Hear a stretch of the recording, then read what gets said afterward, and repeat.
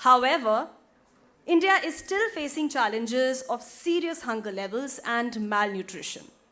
Therefore, to tackle micronutrient deficiencies and to improve the micronutrient content of widely consumed food, the process of biofortification has led to very positive outcomes. Over the last 3 years, Global Alliance for Improved Nutrition and Harvest Plus and Syngenta Foundation India implemented a global program on the commercialization of biofortified crops. In India, the program was implemented in several states focusing on zinc wheat and iron pearl millet. As a result of the Honorable Prime Minister of India's efforts, the millet and nutrient-rich crop revolution is underway in the country and around the world.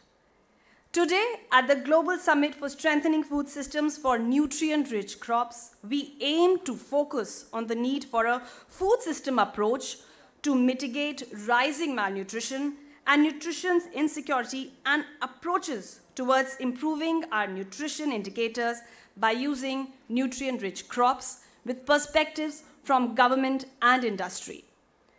To begin the session, I would like to welcome our dignitaries to come on stage and grace the stage. So let's begin today's session. I would like to welcome Mr. Siraj Hussain, Advisor FICCI and former Secretary, Ministry of Agriculture and Farmers Welfare, and Ministry of Food Processing Industries, Government of India. Welcome, sir.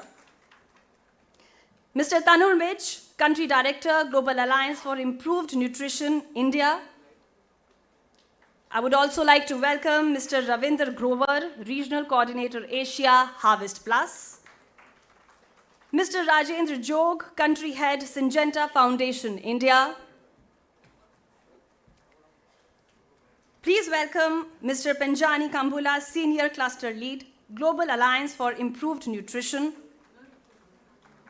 And I would like to welcome Ms. Maninder Kaur Dwivedi, Additional Secretary, Ministry of Agriculture and Farmers Welfare, Government of India, and MD, SFAC. She's not yet there, please carry on. Okay. Okay, so first of all, I would like to welcome Mr. Hemendra Mathur, Chairman, FICCI Task Force on Startups, to begin the welcome address. Welcome, sir.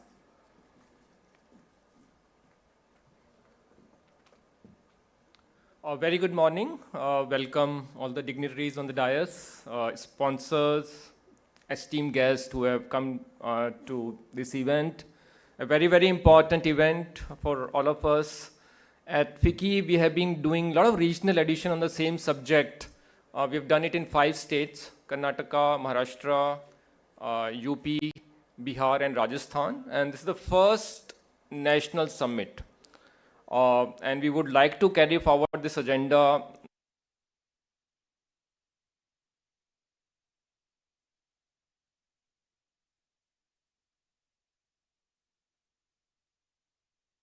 nutritional security is extremely critical for all of us. We have been fortunate enough to have food security.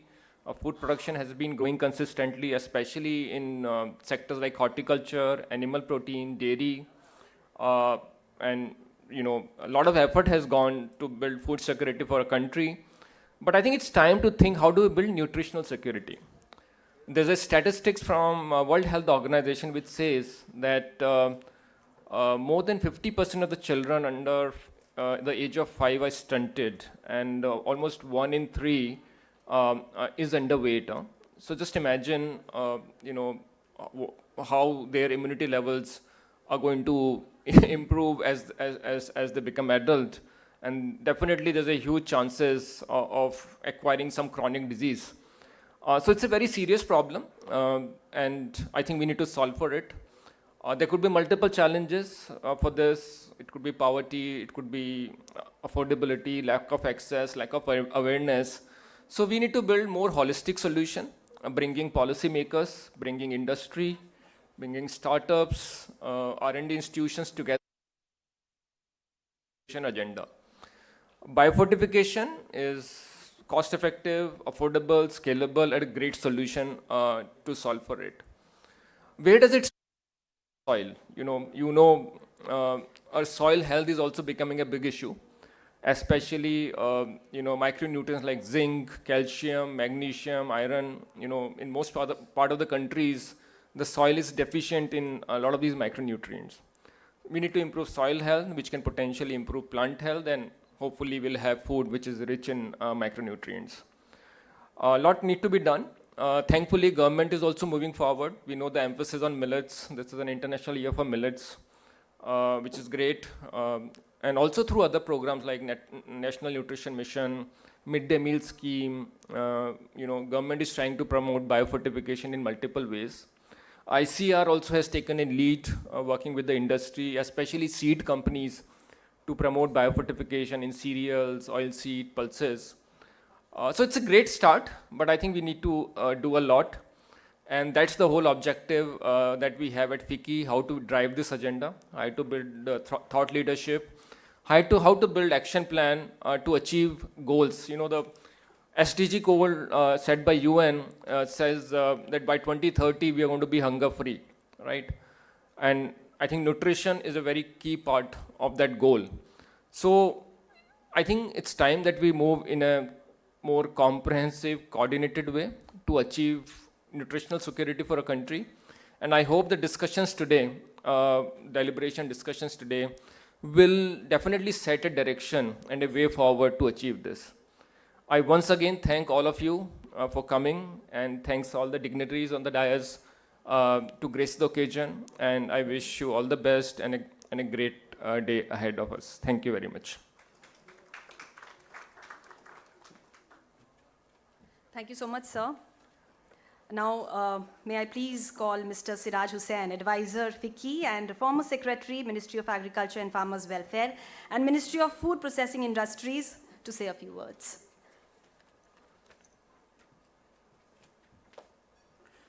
Thank you. I will not say a few words because Sarita has made me work hard yesterday evening, so I had to work for a couple of hours, so please bear with me.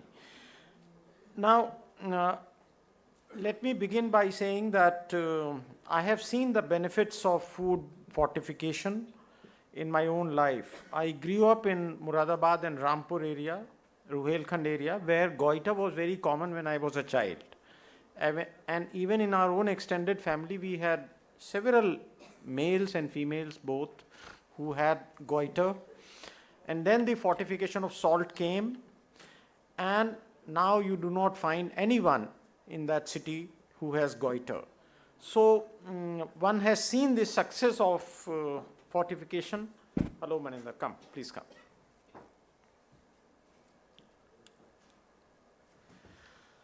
Now, we know that there is a bit of good news since yesterday, and we find that the National Multidimensional Poverty Index has noted that the level of poverty has gone down from about 25% in 2015-16 to 15% in 2019 to 2021. So the Global Sustainable Development Agenda demanded that all the countries reduce poverty by at least half by 2030. And the UNDP and Oxford Poverty and Human Development Initiative developed this multidimensional poverty index. Niti Aayog has also been working on that, but there are a couple of very important changes from the methodology of Oxford and the methodology Niti Aayog is following.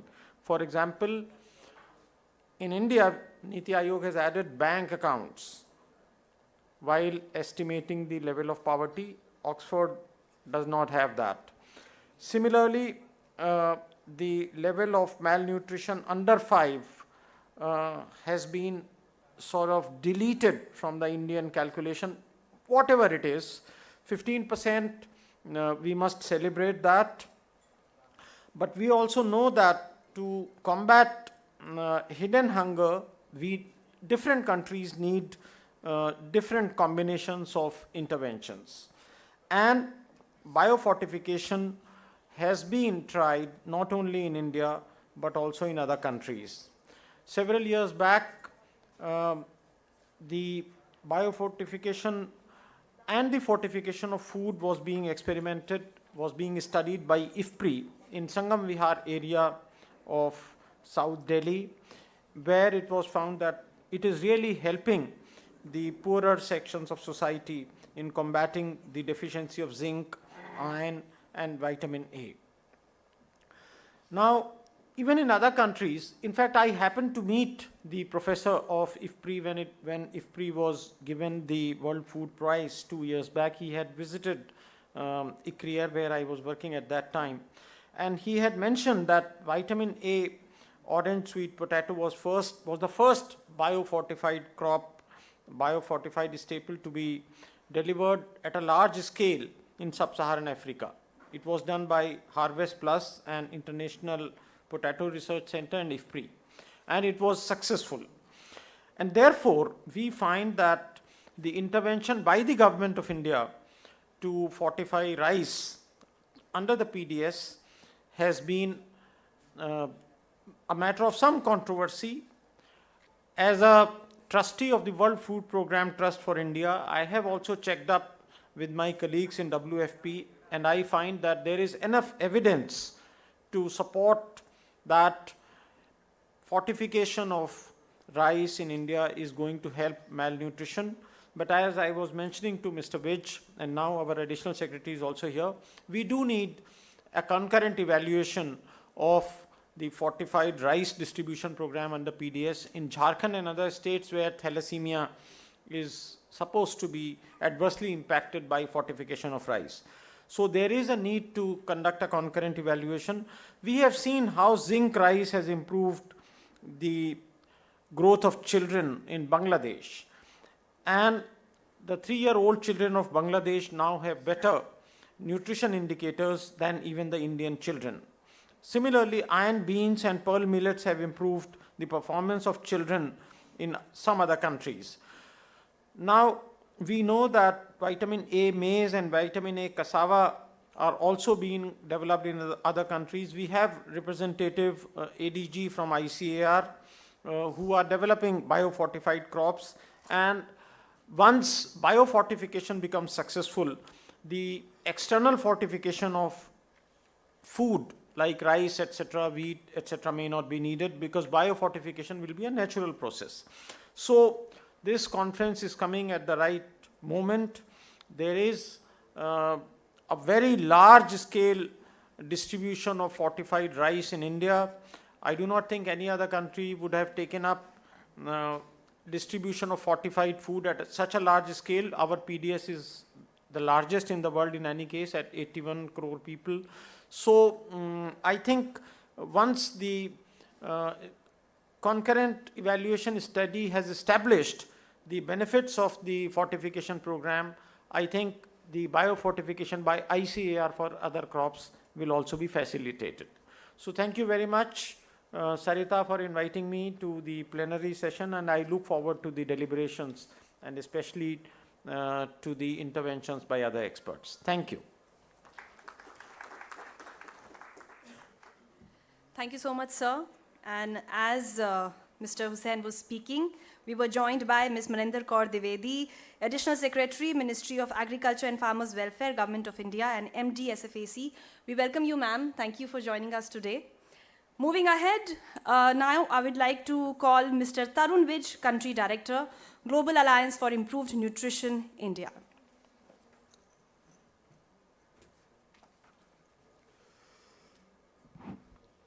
A very good morning to everybody. Friends, India is a global leader in the production of staple foods such as rice, wheat, pulses, providing livelihood up to 55% of our population. India has also been at the helm of agriculture innovations to ensure food security for our population. Through India's safety net programs, India was able to reach out to 800 million people during COVID lockdowns to ensure food security. Data indicates that India has showcased very impressive agriculture productivity growth without the need for further land expansion. However, these best practices in production do not directly translate into diverse and nutritious food consumption and better nutritional outcomes at the population level. We still bear a heavy burden of macro and micronutrient malnutrition, with 35% of children below 5 years of age stunted, 32% underweight, while over 57% of women of reproductive age are anemic.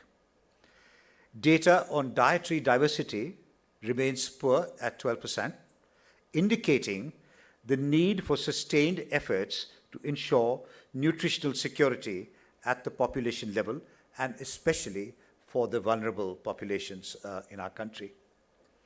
Having said that, at one side, we have seen impressive agriculture production growth. On the second side, we have also seen significant strides and improvement in the delivery of health and nutrition programs, but still malnutrition persists at a persistent level. So what is missing? What is missing in the middle is something we would like today's conversations to also a little bit deliberate upon.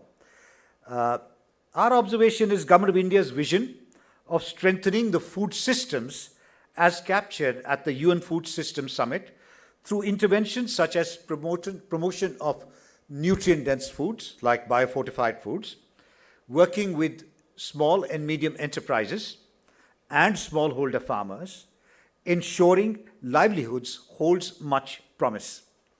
India is leading the world in a number of biofortified varieties of various crops being released. In his World Food Day address, Honorable Prime Minister mentioned the release of 71 nutrient-rich varieties of major crops. Many of these varieties are already among farmers, farmer producer organizations, and various seed processors. A similar focus on local R&D and strengthening the role of SMEs in seed supply chains would be crucial for wider production and consumption of nutrient-dense crops.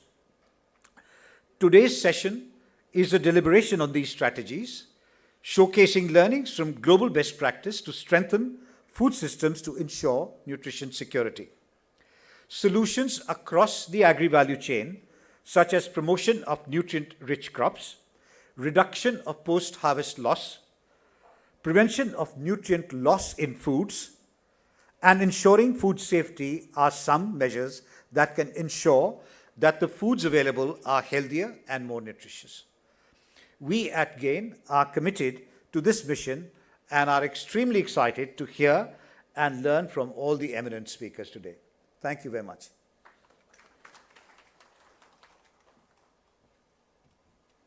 Thank you, Mr. Vij. Now may I please call Mr. Ravinder Grover, Regional Coordinator, Asia Harvest Plus.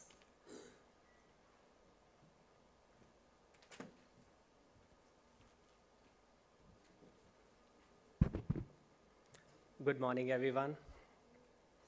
Let me start by congratulating FICCI for organizing this very important event, and for the reasons Sirajji mentioned and Mathurji mentioned. 2 in 3 women sitting in this room are suffering from hidden hunger. And that story is true for the villages in India or any part of the world. So we all know why we are addressing this common topic of biofortification and the role it can play. And why biofortification is important, because still large chunk of the diets that these vulnerable populations are consuming are coming from staples. So any sustainable solution that we want to create has to start with agriculture. And that's precisely the reason when we talk about biofortification, we look at it not only from a point of view of nutrition, but also from a point of view of smallholders' farmer income, because this is an opportunity for them to lift their economic status. Also, biofortification as a strategy is climate proof. As we know that as temperatures are increasing, there is going to be 3 to 17% drop in nutrition levels of our staple crops. And that will worsen the scenario for countries like India, which are in the hotter part of the world. So it's important for us to keep these deliberations on. And I guess more importantly, it's important that countries learn from each other. There's plenty to learn from each other. In India, I guess ICR is leading the efforts on biofortification. There are more than 100 varieties now that has been developed by ICR. There are plenty of learnings for other countries to have how NARS can play a leader in taking biofortified crops further. Likewise, we will be hearing from our friends from Bangladesh, where public procurement of zinc rice has started. In Pakistan, in our neighboring country, now around 25% of the certified seed of wheat is biofortified. In Indonesia, government has committed this as a strategy till 2045, and there are serious investments being made by the government there. In Tanzania, biofortification is already included in the school feeding guidelines. And I'm sure there's much more learnings. Those will be shared by the eminent speakers who will follow. And I look forward to a great event and wish this event a great success. Thank you.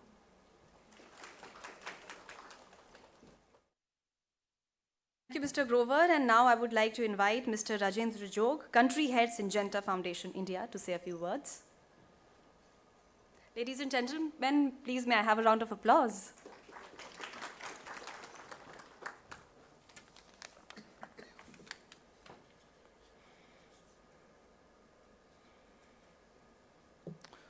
Good morning. Good morning once again. I think today's theme, strengthening food systems for nutri-rich crops, is really a way forward for sustainably addressing the malnutrition issue, which we all know is one of the most serious health issues worldwide, and more so in developing countries like India. We've already heard statistics. More than 60% of children under age of 5 in India are either stunted or suffer from wasting, indicating chronic malnutrition and impaired growth. More than 53% of women in the reproductive age groups suffering from anemia. And such deficiencies can lead not only the adverse outcomes to the mothers, but also their newborns, perpetuating the cycle of malnutrition. World Bank study also suggests that more than 2 to 3% of the GDP annually is lost on account of malnutrition or the consequences of malnutrition, which includes increased healthcare cost, reduced productivity, and decreased cognitive development among children, leading to long-term implications for the nation's economic growth and human capital. While these numbers paint a grim picture, they also highlight the potential for change through strengthening the food systems for nutrient-rich crops. By focusing on the production and consumption of diverse and nutritious crops, we can address the underlying causes of malnutrition and improve the overall health and well-being of our population. Investing in R&D to enhance the nutritional content of our crops can make a significant impact. Biofortification, for instance, which we all know is a process that increases levels of essential micronutrients in crops, it has already shown promising results. This includes investing in breeding programs and agriculture innovations to develop fortified crop varieties, and that not only provides high yielding and climate resilient, but also rich in essential nutrients. Collaboration is the key. So collaboration between research organizations, agriculture experts, farmers is absolutely essential to ensure the successful implementation and adoption of these varieties which are nutritious and nutrient rich. By adopting various biofortification techniques, we know that we could improve vital micronutrients such as vitamin A, vitamin D, iron, zinc, for example, and that would combat specific nutritional deficiencies prevalent in the population. Another important aspect to consider is the economic benefit associated with nutrient-rich crops. There is a growing market and the demand is increasing both within India, domestically and internationally. By investing in production and promotion of nutrient-rich crops, we can create new opportunities for farmers, particularly smallholder farmers, and boost the agriculture economy. Moreover, the potential for export and trade of biofortified crops can continue to help our economic growth. Further, we should emphasize the importance of promoting sustainable farming practices, implementing organic and agroecological approaches. It can reduce the reliance on chemical inputs and enhance the nutritional quality of our crops. By adopting sustainable agricultural practices, we can preserve soil health, protect biodiversity, and minimize environmental pollution. The holistic approach to farming ensures that the food we consume is not only nutritious, but is also produced in an environmentally sustainable and responsible manner. Another area which needs focus is education and awareness, which plays a vital role in strengthening our food systems. We must educate consumers about the benefits of consuming nutrient-rich crops and encourage them to make healthier dietary choices. Empowering women by improving their knowledge of nutrition as well as promoting maternal nutrition and nutrition of adolescent girls, dietary intake, and hygiene behaviors can reduce undernutrition for the entire generation. Additionally, of course, government has a crucial role to play in fostering an enabling environment for strengthening food systems. Policies and regulations must be designed to support smallholder farmers, enhance agricultural productivity, and promote sustainable farming practices. Financial incentives, training programs, and research grants can encourage farmers to adopt innovative techniques and diversify their crop production. I think integrating agriculture, food systems, and nutrition policies, that is absolutely crucial. We have different policies, but we need something which is integrated. And that is essential for achieving resilient and improved food system. By aligning these policies, we can ensure that agricultural practices prioritize the cultivation of nutrient-rich crops and also addressing issues of food availability, accessibility, and utilization. Secondly, a comprehensive approach to policy implementation requires strong coordination and collaboration amongst relevant stakeholders. Thirdly, it is essential to incorporate a strong monitoring and evaluation mechanism into our policies.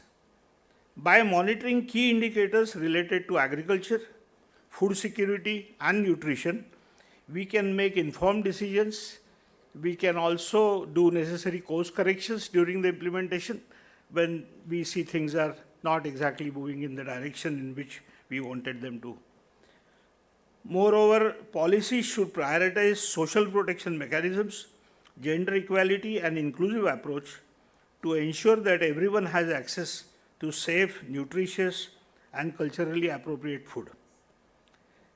This requires addressing issues of poverty, inequality, and social determinants of health to create an enabling environment for food and nutrition security. In conclusion, achieving food and nutrition security in India requires reorientation of relevant policies to develop a resilient and improved food system through nutrient-rich crops. By integrating agriculture, food security, and nutrition policies, fostering collaboration among stakeholders, implementing robust monitoring and evaluation mechanism, promoting capacity building and knowledge sharing, and prioritizing inclusivity, we can lay the foundation of a sustainable and healthy future. Thank you, and let us embark on this transformative journey towards a resilient and improved food system to help remove malnutrition in all its forms as envisaged in the SDGs. Thank you very much.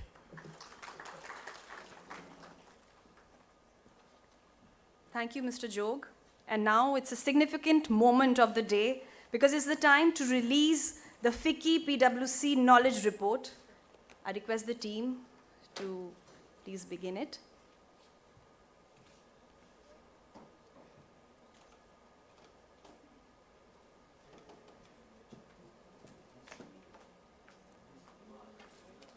So, ladies and gentlemen, it's FICCI PwC Knowledge Report, Biofortification, a pathway to improve India's nutritional outcomes.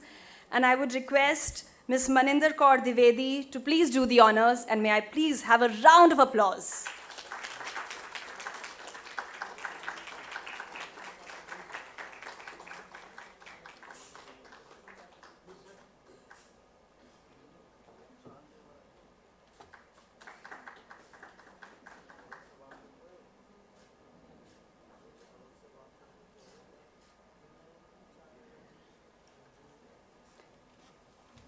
Thank you so much. And now for special address, I would like to invite Mr. Pinjami Kambula, Senior Cluster Lead, Global Alliance for Improved Nutrition.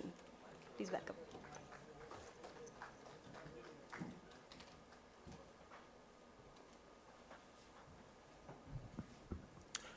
A very good morning to you all, and thank you very much to FICCI for organizing this event and for the invitation that has been extended to me to attend the event.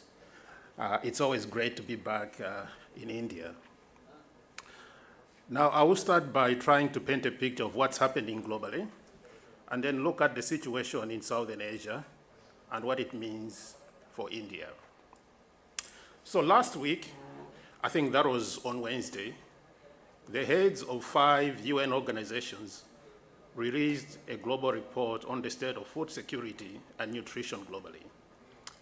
And these UN organizations are the United Nations Children's Fund, or UNICEF, the World Health Organization, the World Food Program, the World Health Organization, and the International Fund for Agricultural Development. And some of the stats in that report are quite stark and dire. So we're now living in a world where 3.1 billion people, or 42% of the global population, cannot afford a healthy diet. So that's 42% of the global population. Now, what do we mean by a healthy diet? A healthy diet is a diet which is very diverse and balanced. You've got fruit, you've got vegetables, you've got nuts, you've got pulses, you've got animal source foods, and you've got fish. So it's very diverse, so that you have a healthy, development. Let's take it closer to home in Southern Asia. In Southern Asia, out of that 3.1 billion, 1.4 billion of those that can't afford a healthy diet live in Southern Asia. So that's a big part of that 3.1 billion. And if we look at the number 1.4 billion, that's 72% of the whole population of Southern Asia. We cannot talk about Southern Asia without talking about India. It's impossible, because India is by far the largest country in Southern Asia. And therefore, those stats, in some ways, also represent the stats for India. But beyond looking at the affordability issue with healthy diets, we're also looking at the issue of micronutrient deficiencies. So we're living now in a world where 2 to 3 billion people suffer from micronutrient deficiencies. And I realize when we talk about micronutrient deficiencies, it sounds very technical, right? Those of us that talk nutrition language tend to speak in very technical terms. But the simple way to think about it is, all of us here in this room have a smartphone. And that smartphone is hardware. Within that smartphone, you've got the software that allows us to go online, that allows us to use the various apps. The same applies to the human body. This body is the hardware, but in between, inside us is the software. And part of that software is these micronutrients we're talking about. They allow us to build immune systems to protect us from various diseases. It's a wiring in children's brains that allows them to have cognitive development, to be productive individuals in society. We avoid some of these diseases like anemia. And I liked the mention of Siraj when he talked about how we eliminated goiters with sodalization. It's the same thing. So beyond talking about these statistics, we need to put a human face to the issues that we're talking about. It's millions and millions of families with lost hopes and aspirations. It's children who are supposed to be the presidents of tomorrow, the ministers, the industrialists, the doctors, the engineers. And so this is really the issue that we're talking about today. But we also know that climate change is going to make the whole situation worse. So a lot of research and modeling is showing that greenhouse emissions are leading to a reduction in micronutrients that occur naturally in staple crops. And so if it's 2 to 3 billion people today already suffering from micronutrient deficiencies, and if climate change is leading to a loss in nutrients, this situation is only going to get worse if we don't do anything about it. But fortunately, we are not a hopeless world, right? We've got all these interventions that are ongoing, and biofortification or nutrient-enriched crops being one of those interventions that we're talking about here. And yes, it's got a positive impact in terms of addressing nutrient deficiencies in human beings, but it also has got a climate impact. If we're adding more nutrients to crops, we are mitigating against those impacts of climate change that I've talked about. But also there's been some research which showed some varieties of nutrient-enriched crops being more resilient to pests, so less usage of pesticides, some varieties being more resilient to droughts, and therefore also being more resilient to what climate change is doing. And so these are some of the reasons. Beyond talking about health, there is an economic case for nutrient-enriched crops, but there is also a climate change case for nutrient-enriched crops. And I think within the nutrition community, sometimes we always talk about the language of nutrition, but we should be taking this broader view and talk about the holistic approach to what nutrient-enriched crops can do. But what's the situation in India? India has shown great leadership. The Indian Council for Agricultural Research and the various state agricultural universities have been fantastic in developing over 85 varieties, as I understand it, of nutrient-enriched crops. And that's covering over 16 crops. And that's great. But that's just a start. Developing a variety is one thing.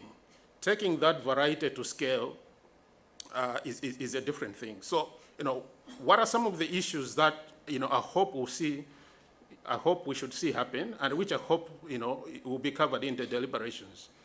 I think there are 3 areas, but there are potentially more that I'm hoping to learn. One is, how do we unlock supplies of nutrient-enriched crops? So how do we, scale up production of seed? How do we get the seed into the hands of the farmers who are supposed to be producing these crops? And how do we create the knowledge and awareness about the benefits of nutrient-enriched crops for the farmers? But there's also an issue of supply, of demand. It's one thing growing crops, it's another, getting the demand for the crops. So how do we help the farmers by generating a demand for the nutrient-enriched crops? How do we educate consumers about the benefits of nutrient-enriched crops? How do we get government to integrate nutrient-enriched crops in the various social protection programs like public distribution systems and other, institutional feeding programs like school feeding programs?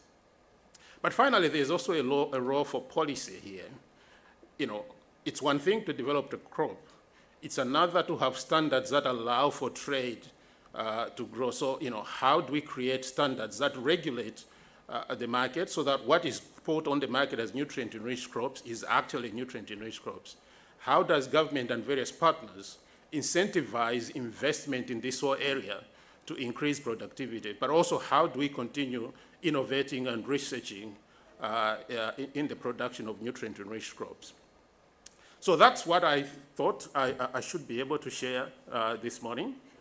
But I'm hoping we'll have a fantastic discussion over the course of the day. and I look forward to the deliberations and learning from everybody else. Thank you very much for your attention, ladies and gentlemen. Thank you so much, sir. And now for keynote address, may I please welcome Ms. Maninder Kaur Dwivedi, Additional Secretary, Ministry of Agriculture and Farmers Welfare, Government of India, and MD, SFAC. Welcome, ma'am. Dignitaries on the dais and friends, when Siraj sir was speaking, he reminded me, he was speaking of biofortification, and he reminded me when I did my graduation in medicine, I did MBBS 30 years ago. So the big item then used to be, and it was a question, we had to mobilize the masses in our rural attachment, iodine fortification of salt. There was this massive campaign, and people would say, no, we don't want the salt with the iodine, as if something's going to jump out. And so there had to be this campaign, this is goiter, you can see your neck enlarging, it doesn't look pretty, it is deleterious to your health.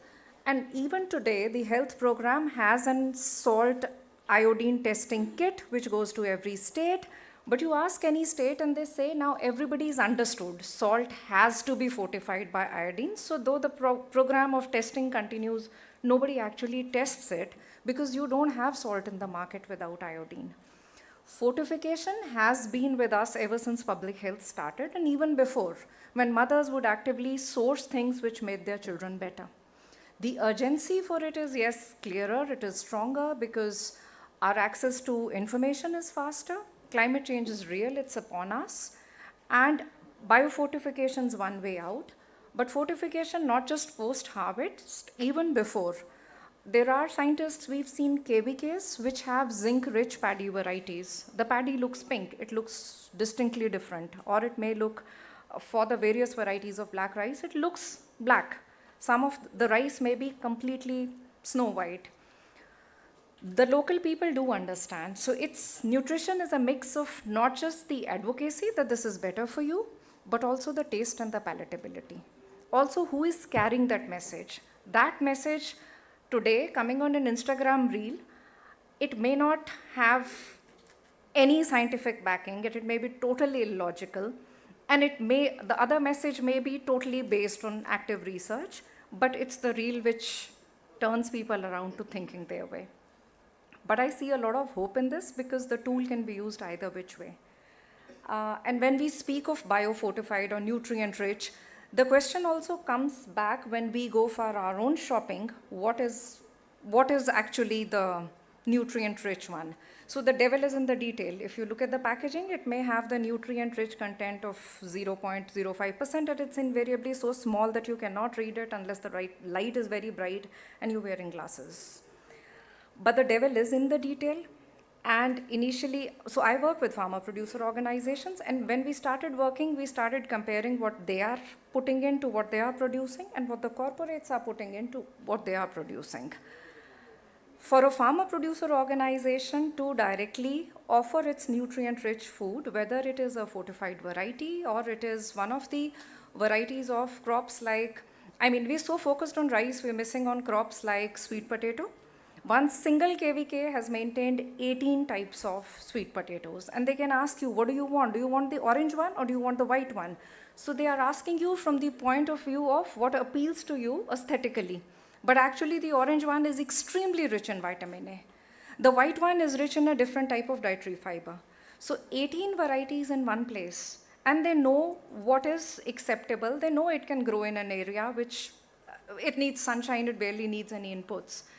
So there are a whole host of nutrient-rich varieties besides the rice or the wheat which we talk about. So when we started working with FPOs, we realized that a lot of this is knowledge, indigenous knowledge, which is intuitive, which is with them. They've seen how this particular crop has helped shape their generations or the local health. 70% of the seed which we use still is saved seed of the farmer. It is probably larger where planting material is concerned, where we're doing vegetative propagation. The FPOs have a very rich repository of various millets in the country, which are nutrient-rich. The notified millets, the list available in India is 15, and within each of these millets, there are very many varieties. So ragi may have really small grain, it may have a very bold grain, Bajra, the hybrids are also available. So within this, there's a complete plethora. Now, how does one make this available to people? So the first thing which we tried, we have taken something like 1,500 FPOs and put them on the ONDC network, the Open Network for Digital Commerce. So it's like all of us order on Amazon or Flipkart, any of the 26 seller apps of ONDC. ONDC, as of today, would have about 26 seller apps. You can go directly to an FPO and order their millets. So the second thing which we realized is, once we offer Proso millet or barnyard millet, not everybody knows how to, what do I do with them? So a certain number of FPOs started working and processing them into ready to cook, and in a few cases, in 50 odd cases, in ready to eat. So you have flakes which look like cornflakes, but they're made of jowar, or they're made of ragi, or they're made of other millets. Similarly, you have chikki, which is made of millets. You have flour, which is completely millet. You have papad made of millets, vermicelli, noodles, pasta. And when you read the fine print here, you would realize they compare better in their nutritive content, as well as in the pricing of what we find in the urban markets. Now, selling B2C is a very difficult task, because invariably all of us are on Amazon Pantry or Paytm, because it's just so much more convenient. Paytm has onboarded ONDC, but the visibility needs to be there. As of last week, ONDC has also launched a B2B version, where FPOs offer the nutritive rich. Since we are looking at FPOs only, the spectrum is basically, the focus is millets and other pulses and oilseeds which they are doing. They offer their commodities in bulk. So their offer is, for the first 10 metric ton, my cost is say 100 rupees. For 10 to 20 metric ton, it's 100 minus 1. For 20 to 50 metric ton, it's minus this much. This is targeted at corporates or at bigger institutional buyers who are trying to source these millets and nutritive rich food, and they don't know where. So my request to this forum would be, since FICCI has such a wide network, kindly popularize this access to nutrient-rich raw materials. Because it's the corporates, it's the industry which can turn them into more varieties of ready-to-eat foods which are palatable, which are acceptable, which are evolving with our changing global taste. Any of you want the links? Of course, my store, you can Google. If you write FPO or FPCL or farmers, these will show up. But like I said, they're about 1,500. We would be more than happy to share the complete exhaustive list. There are only 127 on the B2B because it started last week only. So we'll be happy to share that list also. Thank you so much. Thank you for those words, ma'am.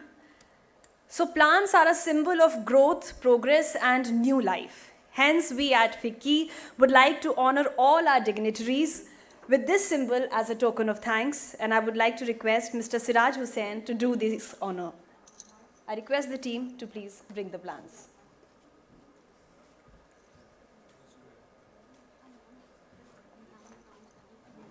Okay. So Mr. Siraj Hussain honoring Ms. Maninder Kaur Dwivedi.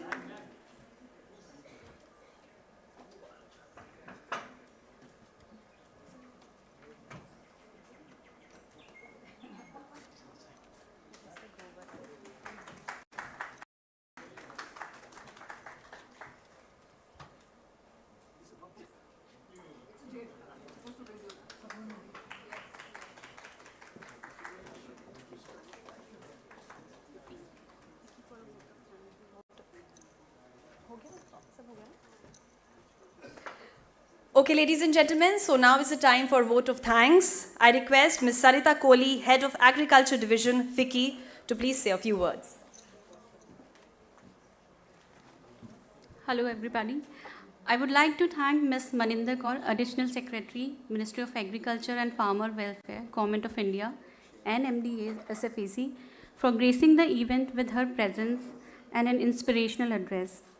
I would also like to thank Mr. Siraj Hussain, Advisor FICCI, Mr. Tarun Vij, Country Director GAIN India, Mr. Ravinder Grover, Regional Coordinator Asia Harvest Plus, Mr. Rajendra Jo, Country Head Syngenta Foundation India, Mr. Penjani, Senior Cluster Head GAIN.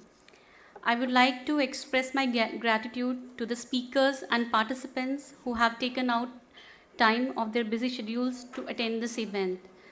Your presence and participation will add value to the discussions and will contribute towards the success of this event. Thank you once again and welcome to the summit.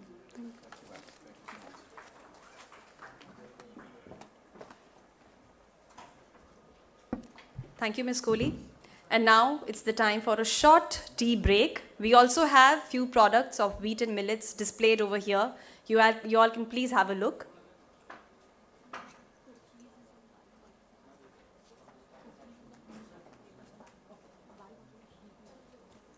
So ladies and gentlemen, we have cookies here of biofortified wheat. You can please have a look and taste if you want to. And we shall join within few minutes after the tea break. Thank you so much.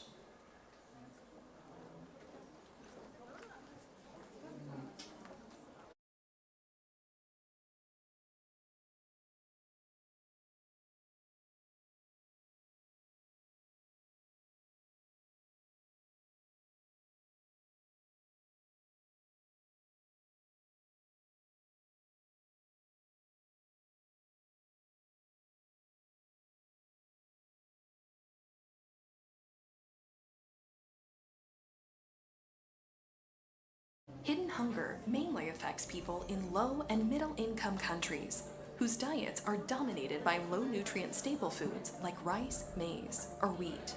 The condition causes lasting impacts that cannot be readily seen, such as lower IQ, lower resistance to disease, and increased fatigue. Hidden hunger also causes irreversible health issues like stunting, blindness, poor brain development, weakened immunity, anemia, and even death. While hidden hunger can affect anyone, women and young children are most susceptible, given their particular nutritional needs. In pregnant women, hidden hunger causes premature births and low birth weight babies. It also reduces human productivity and affects socioeconomic development, resulting in GDP losses of 0.7 to 2% annually in countries of the global south. The global economic cost of both macronutrient and micronutrient deficiency is estimated between 1.4 to 2.1 trillion US dollars per year. One proven response to hidden hunger, which is ready for rapid scale-up and able to reach vulnerable populations, is called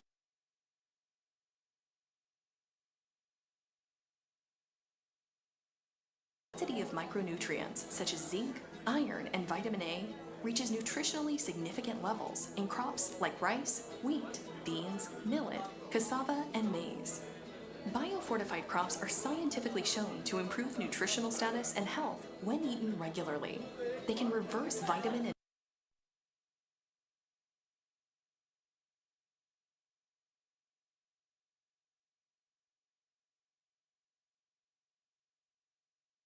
The commercialization of biofortified crops program focuses on staple crops developed only by conventional plant breeding techniques.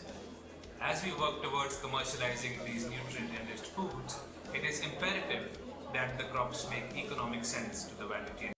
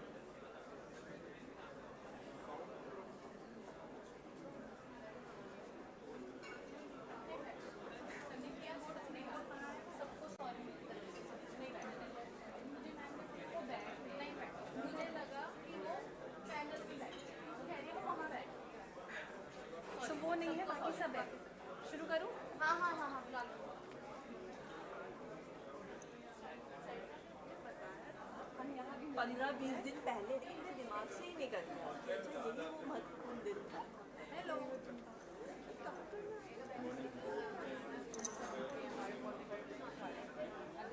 So, ladies and gentlemen, may we please kickstart this session, the second round of the day. And after having a cup of tea or coffee, I'm sure you all are well energized. So, let's get started.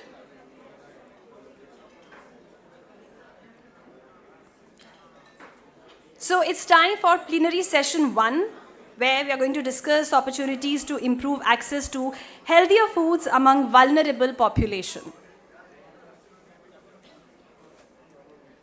So for this session, I would like to call on stage Dr. D.K. Yadav, Assistant Director General, Indian Council of Agricultural Research, Government of India. I shall request all the dignitaries to please come on stage and be seated. Also, please welcome Mr. Shantanu Das, Director, MEL, Infrastructure Professionals Enterprise Global. I would like to welcome the panelists of the session, Mr. Ashik Mahfouz, Portfolio Lead Fortification, Global Alliance for Improved Nutrition, Bangladesh. Mr. Syed Kaiser Saeed, Project Manager, Global Alliance for Improved Nutrition, Pakistan, will be joining us virtually. I would like to request Dr. S. Bhaskar Reddy, Senior Advisor, Syngenta Foundation, to please come on stage and be seated. Mr. Edwin Josia, Project Manager, Biofortification, Global Alliance for Improved Nutrition, Tanzania. Dr. Siri Mavonair chairs Scientific Panel on Nutrition and Fortification, Food Safety and Standards Authority of India, and Professor Nutrition, MS Baroda University.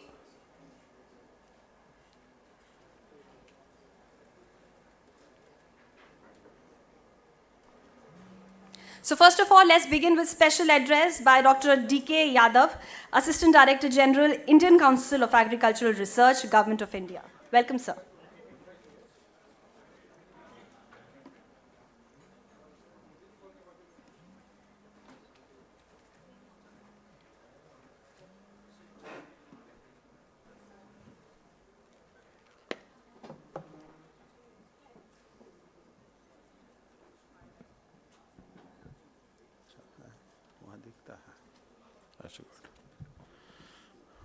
Good morning to all, the dignitaries on the dais, participants from the various departments, various fora. So, I think in the inaugural session, a lot of things about the biofortification and the status and everything has been discussed. So, I will thank the organizers, Vicky particularly, for organizing such programs repeatedly in the various parts of the country to make awareness as well as to have compilation of the information of the available resources in the country and to take it to the consumers. So, I compliment them. And in this direction, in this regard, I was asked to present on the crop biofortification. And as in the morning also it has been discussed that biofortification is one of the sustainable way to alleviate malnutrition.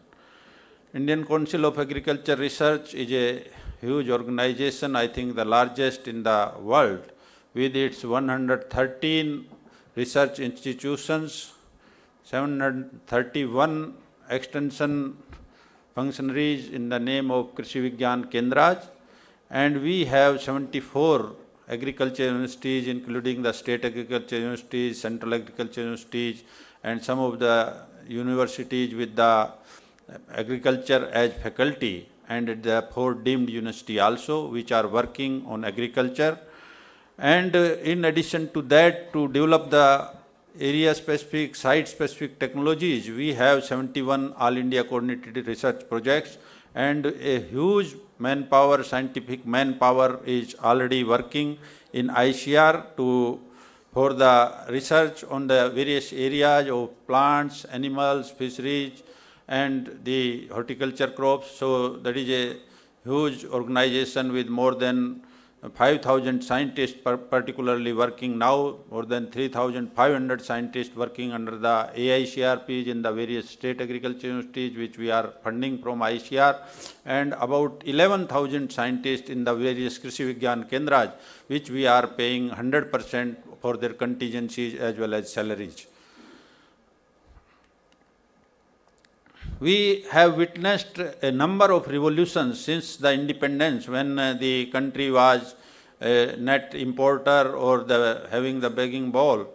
So now after that, at the time of independence, the total food grain production was somewhere near about 50 million tons. And now this time the third advance estimates is predicting 330 million tons of the total food production, that is 6.6 times higher during the last 1950 till now.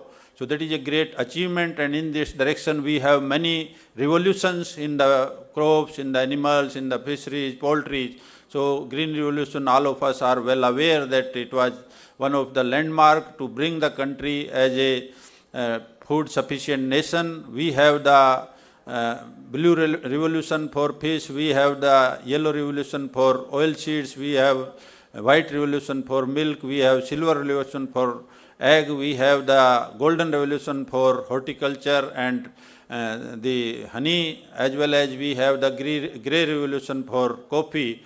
So there are 8 revolutions, Brown Revolution for this wool. So these revolutions are only because of the various interventions, various research technologies which have come in our country with the policy support of the Government of India as well as the hard work of our farmers. So the total increase across the different commodities is from 3 to 127 times, and with only increase of 1.1 to 1.3 times of the land. So means land remains almost constant, 140 million hectares, and maybe plus minus 0.01%, and we have achieved the very big goals out of that.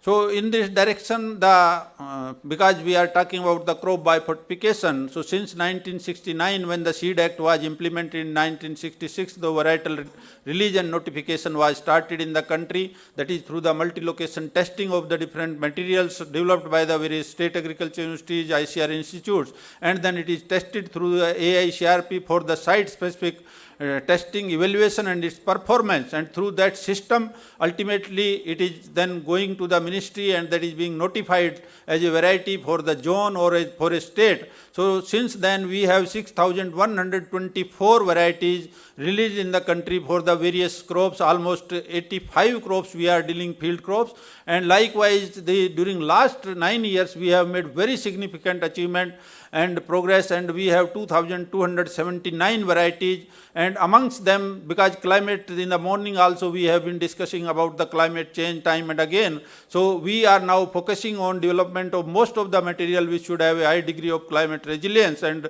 out of these 2,279 varieties we have 1,888 varieties which are having the climate resilience for one or the other biotic or abiotic factors. The biofortification was one issue, as I am mentioning that we have reached to 330 million tons, but we somewhere missed the nutritive value of the different crops, and because we were in the beginning phase, we were the food deficient, then we were food scarcity, then we came to sufficiency, and now we are in the surplus stage. If we talk from 2010 and onwards, 2070 to 2010, we were in the self-sufficiency, and before that we were scarce or we were deficit in the food. So our main emphasis was to enhance the production to feed our large population. But now, since last 9-10 years, the government's efforts is towards having the nutritive quality of the various produce which we are developing, whether it is the field crops or whether it is the horticulture crops. And in this direction, during last 9 years, if we talk, we have 140 14 varieties of the different field crops as well as horticulture crops, and some more varieties, some 20-25 more varieties they have been recently released, which will be notified very soon. So the number will go somewhere 140 total varieties which are biofortified out of this total which we are talking. In case of horticulture crops also we have 405 varieties released, and out of that 18 varieties are now biofortified. In that, though in most of the horticulture crops they have the better nutritive value as compared to the field crops.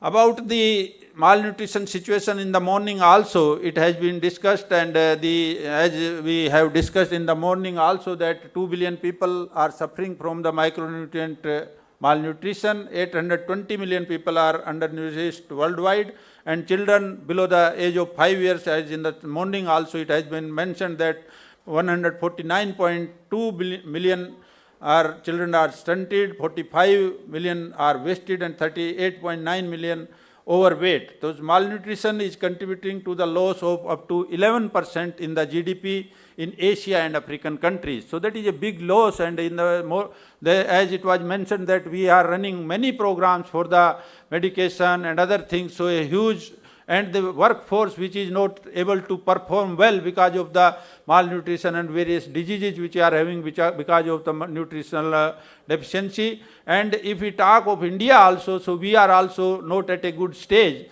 So in all the parameters which we are discussing, so we are also not performing well, and definitely we need to address these issues through the various interventions which we are discussing, and such type of programs are necessarily required for that. Regarding the loss in the GDP, so the morning also it has been mentioned, and in India if we talk, so we are having almost 1.12 billion US dollar loss in our total GDP because of this malnutrition program, which the various programs which we are running, and the loss to the nation for the various issues. And one of the studies from IFPRI says that with the investment of $1 in any of the successful fortification program, there is a benefit of $16. So if a successful program like biofortification is there, so with the investment of $1, we are getting the advantage of $16. So the biofortification type of programs, I think they are essentially required. Out of our total 18 sustainable development goals, 12 sustainable development goals keeping these issues in view, they are addressing the malnutrition, and definitely the crop biofortification and the fortification which has been discussed in the morning, they also come under that category, and all efforts are being made to alleviate the malnutrition.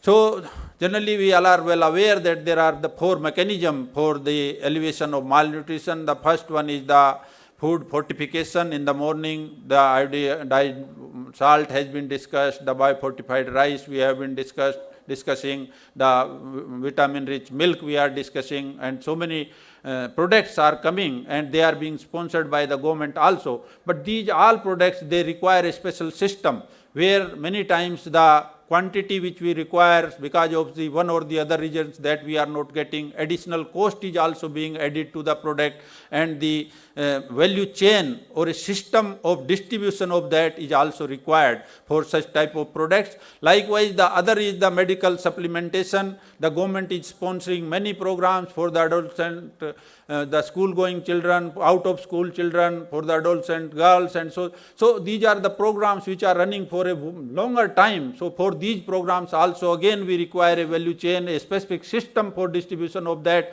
So that is again a complicated system. The dietary diversification, you all are well aware that the rich people, they can afford that. But when we go for diversification of the diet, we need the fruits, we need the vegetables, we need other constituents in the diet also, which is very costly, and everybody is not capable of having that diverse diet because of the cost, because of availability, affordability, and accessibility to such type of things. So the fourth issue comes the biofortification. So in case of biofortification, if we talk, we have a very good system because it is cost effective. And in biofortification now we have tried that whatsoever the material is coming, the varieties which I will be talking, that is almost equal or better in productivity in when we compare with the conventional varieties. So that's why That is because the food, the grains or the pulses or oil seeds, they are the requirement of our diet, and whether the person is getting fruits or vegetables, but they have to go for the grains, they have to go for the pulses. And if those products, they are already biofortified, so that will be cost effective, and they will be sustainable also, because once you have developed a biofortified variety, so under the seed chain over the years there is no change in its constitution, because the seed is being maintained properly and all this nutritive value that is being maintained, and then it reaches to the largest people in the pure form. When we go for fortification, we have so many issues. Sometimes the overdose is there of the nutrients, sometimes because of the corruption and other issues, the nutrient which was to be added, that is under concentration. So these issues are coming, mixtures are there. So in this case, whatsoever the produce is there, that will go in the purest form to the consumer, and no intervention of distribution system is involved, except the PDS and other things which is also available in the system. If you have the biofortified material, so that will be going through that system, and every consumer has to procure for their daily diet. So definitely we don't require a special system for distribution of the biofortified material. The only condition is that it should be available in the market, and it should be available in sufficient quantity. And it can be reached to the poor also, because if everything will be biofortified, so there will be not a price distinction in that, and even the poor or the rich, everybody can procure that, and that will be a good source of the various nutrients which we are discussing now. We in ICR, earlier there were so many programs going on with the help of Harvest Plus, through DBT and some other agencies like ICRISAT, ICARDA, and some of our own programs of the ICR. And some products, some materials, they were already developed. But in 2013-14, we launched, during the 12th five-year plan, we launched a special program on consortium research platform on crop biofortification. So through that program, so whatsoever the material, whatsoever the research was going throughout the country in the various institutes, with the various ICR and the state agriculture universities, that came under one umbrella, and because of that, bringing everything at clubbing all those resources at one place, and whatsoever was available earlier through our international collaborations as well as the international collaborations, we could bring those things at one place, and the 114 or 140 varieties which I am talking, that is the result of that, the things which were scattered. So a special attention was given with the intervention of the government, and we could come forward. So under this, we identified initially some 7-8 crops, and the vegetables, potato was there, and we also included the bioavailability studies,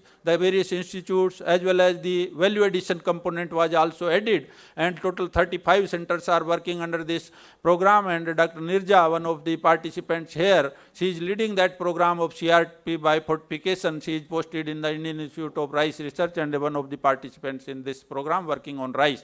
So the various factors, various nutritive aspects which are being addressed as the various traits like beta carotene, the iron, zinc, protein, folic acid, low phytate, and low gluten, etc., they are being addressed. So these are the till now which have been notified 114 varieties, and we are addressing total 16 crops are there, and almost 16 micronutrients and other nutritive components, they are being addressed through that, and maximum number is in case of wheat 41 varieties have been released during last 7-8 years. In case of rice, we have 10 varieties. In case of maize, again we have 20 varieties which rich in tryptophan and lysine. Likewise, in case of pearl millet, iron and zinc, and finger millet, little millet, lentil, and some of the anti-nutritional factors, they have also been removed with the intervention in the form of biofortification, so that I will be mentioning in the next slides. So we have some of the material which is single biofortified, the single component, either it is iron rich, zinc rich, or it is protein rich. So there are many varieties for that in the various crops like wheat, rice, groundnut, soybean, lentil, maize. So these are some of the varieties where a single component out of the iron, zinc, protein, or in case of maize, lysine, tryptophan, and provitamin A.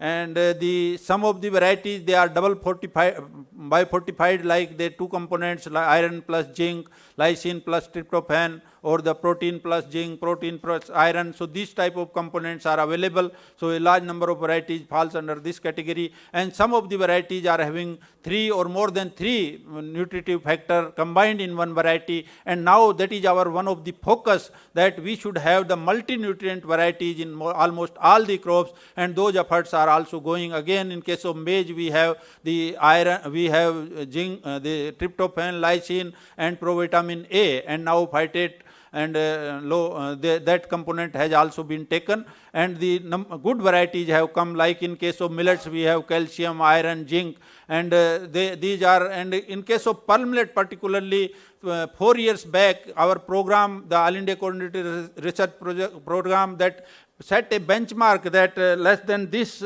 nutritive value will not be accepting any material for the national release or that. So now whatsoever the material is coming in case of pearl millet, that is having the iron and zinc concentration of a particular level they have fixed, so that type of material is coming.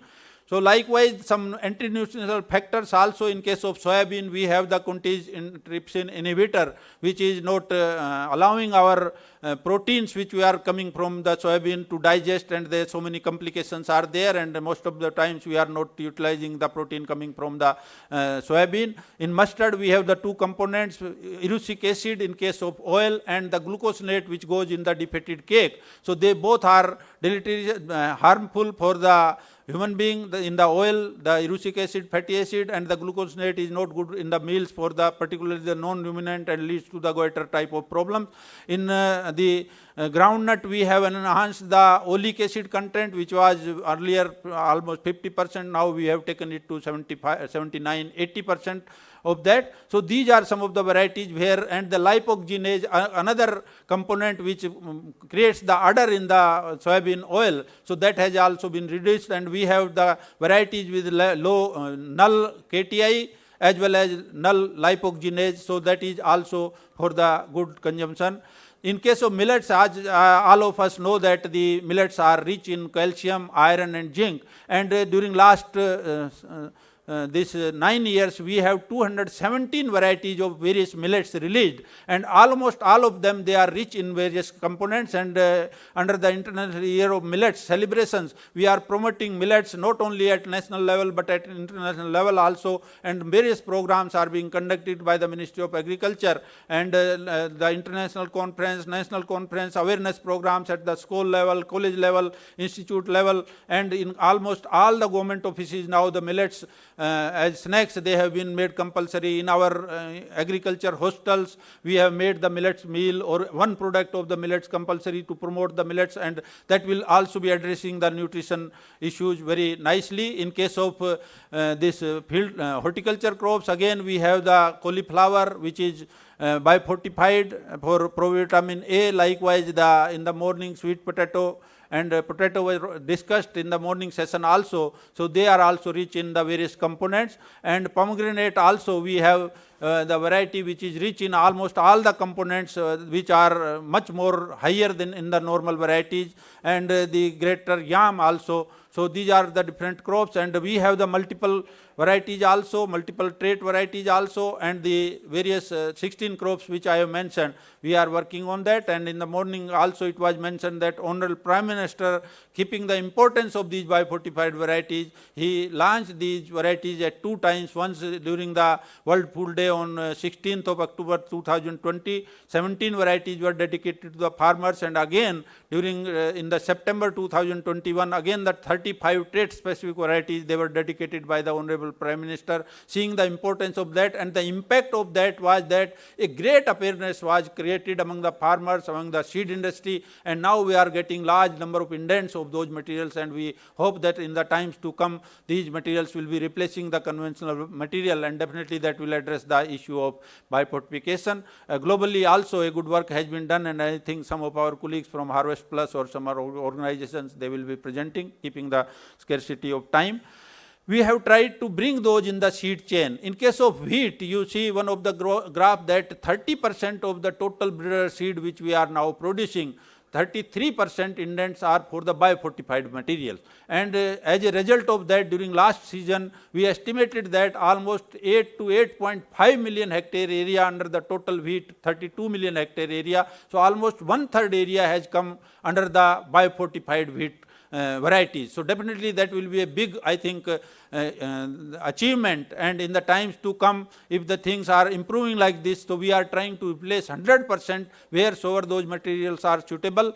And the total almost 10 million hectare areas, including 8 million hectare of wheat. We have some rice area also under biofortification, biofortified varieties. We have the mustard, we have lentil and pearl millet, almost all the pearl millet varieties, they are biofortified. In case of maize also, the varieties which I have mentioned, we have tried to expand those varieties. In case of fruits also, the horticulture crops also, we try to produce maximum material and to distribute it to the farmers. So that is also coming in a big way. Through our Krishi Vigyan Kendras and various Government of India programs, we are trying to make the awareness among the farmers, and the various programs by our Krishi Vigyan Kendras like Poshan Thali, the Nutri-Sensitive Village. So these type of schemes they have been implemented, and they are bringing a very big impact in the awareness as well as seed production by the farmers, and coming forward for taking the biofortified material as a large number. Various publications and the bulletins, pamphlets, they are also being distributed in the various departments, at various the farmers fora, various meetings also. So they are also good source of creating the awareness to popularize these. There is a group of the various ministries, almost 11 ministries are there, and we have converged all our activities related to the nutrition, where the biofortified varieties we are supplying, like women and child development program, wheresoever their programs are there, Poshan Abhiyan, and in all that we are trying to supply those material. We are trying to tell the source from where you will be getting the grains and these materials. So those efforts are taking place, and we are having the regular meetings of these departments, representative from these departments, to review that how this program is going and how best we can strengthen this program. So the way forward is that the research component, one of the issue is we are still lagging about the bioavailability of these materials. We have developed a large number of material. So in one of our program under CRP, which Dr. Nirja is looking after, so we are working on the this bioavailability of the nutrients which we are taking through this biofortified material. The another is the benchmark.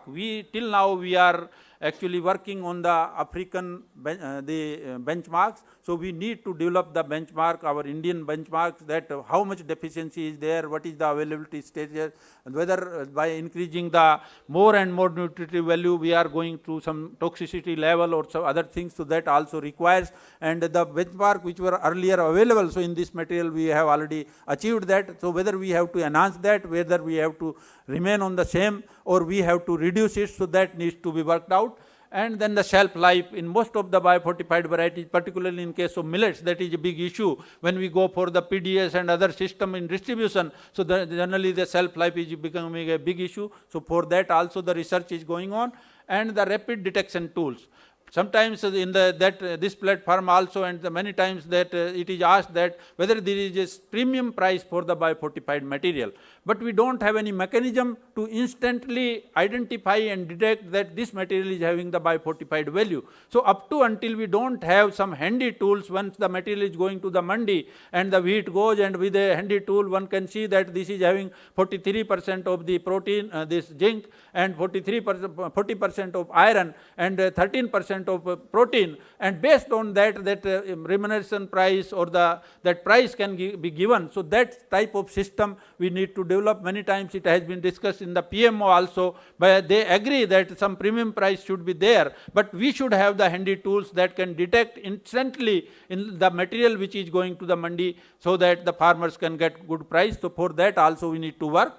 The extension promotion issues, we need to have very extensive awareness program. I think this type of program are helping a lot, and through our KVK, through our universities, in the various melas and the field days, we are trying to have large number of extension activities.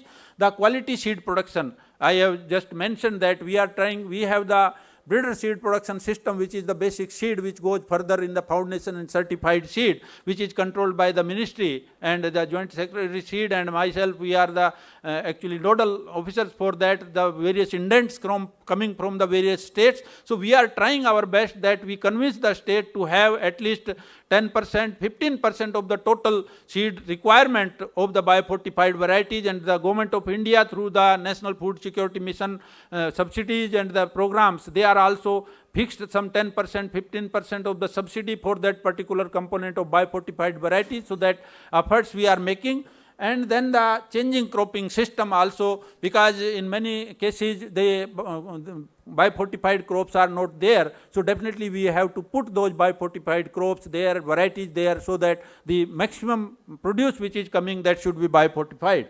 Then policy issues, as I mentioned, the minimum support price, the government is agreeing, but the only thing is that once we don't have the mechanism to identify that, so that is essentially required. And in general, if we talk now, there is no penalty in the yield. That is the advantage of these materials. They all are non-transgenic, and there is no penalty in the yield, and they are either equal to the conventional varieties material, or they are better than that. So that's why this issue is not highlighted that much. But if we have some specific detection method, so definitely some premium price can be thought of by the government.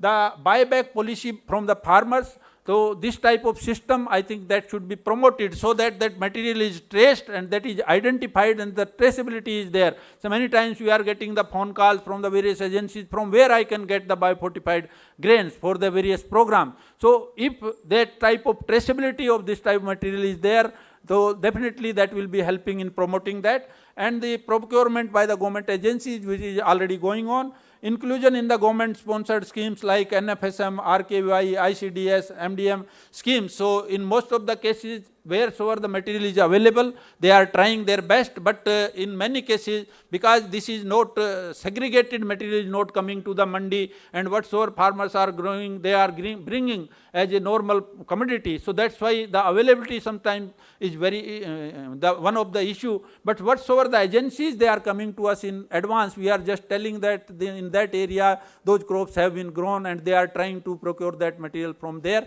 So these are some of the issues which just I wanted to share with you, and if some specific queries are there, so I'll be happy to respond to them. Thank you very much.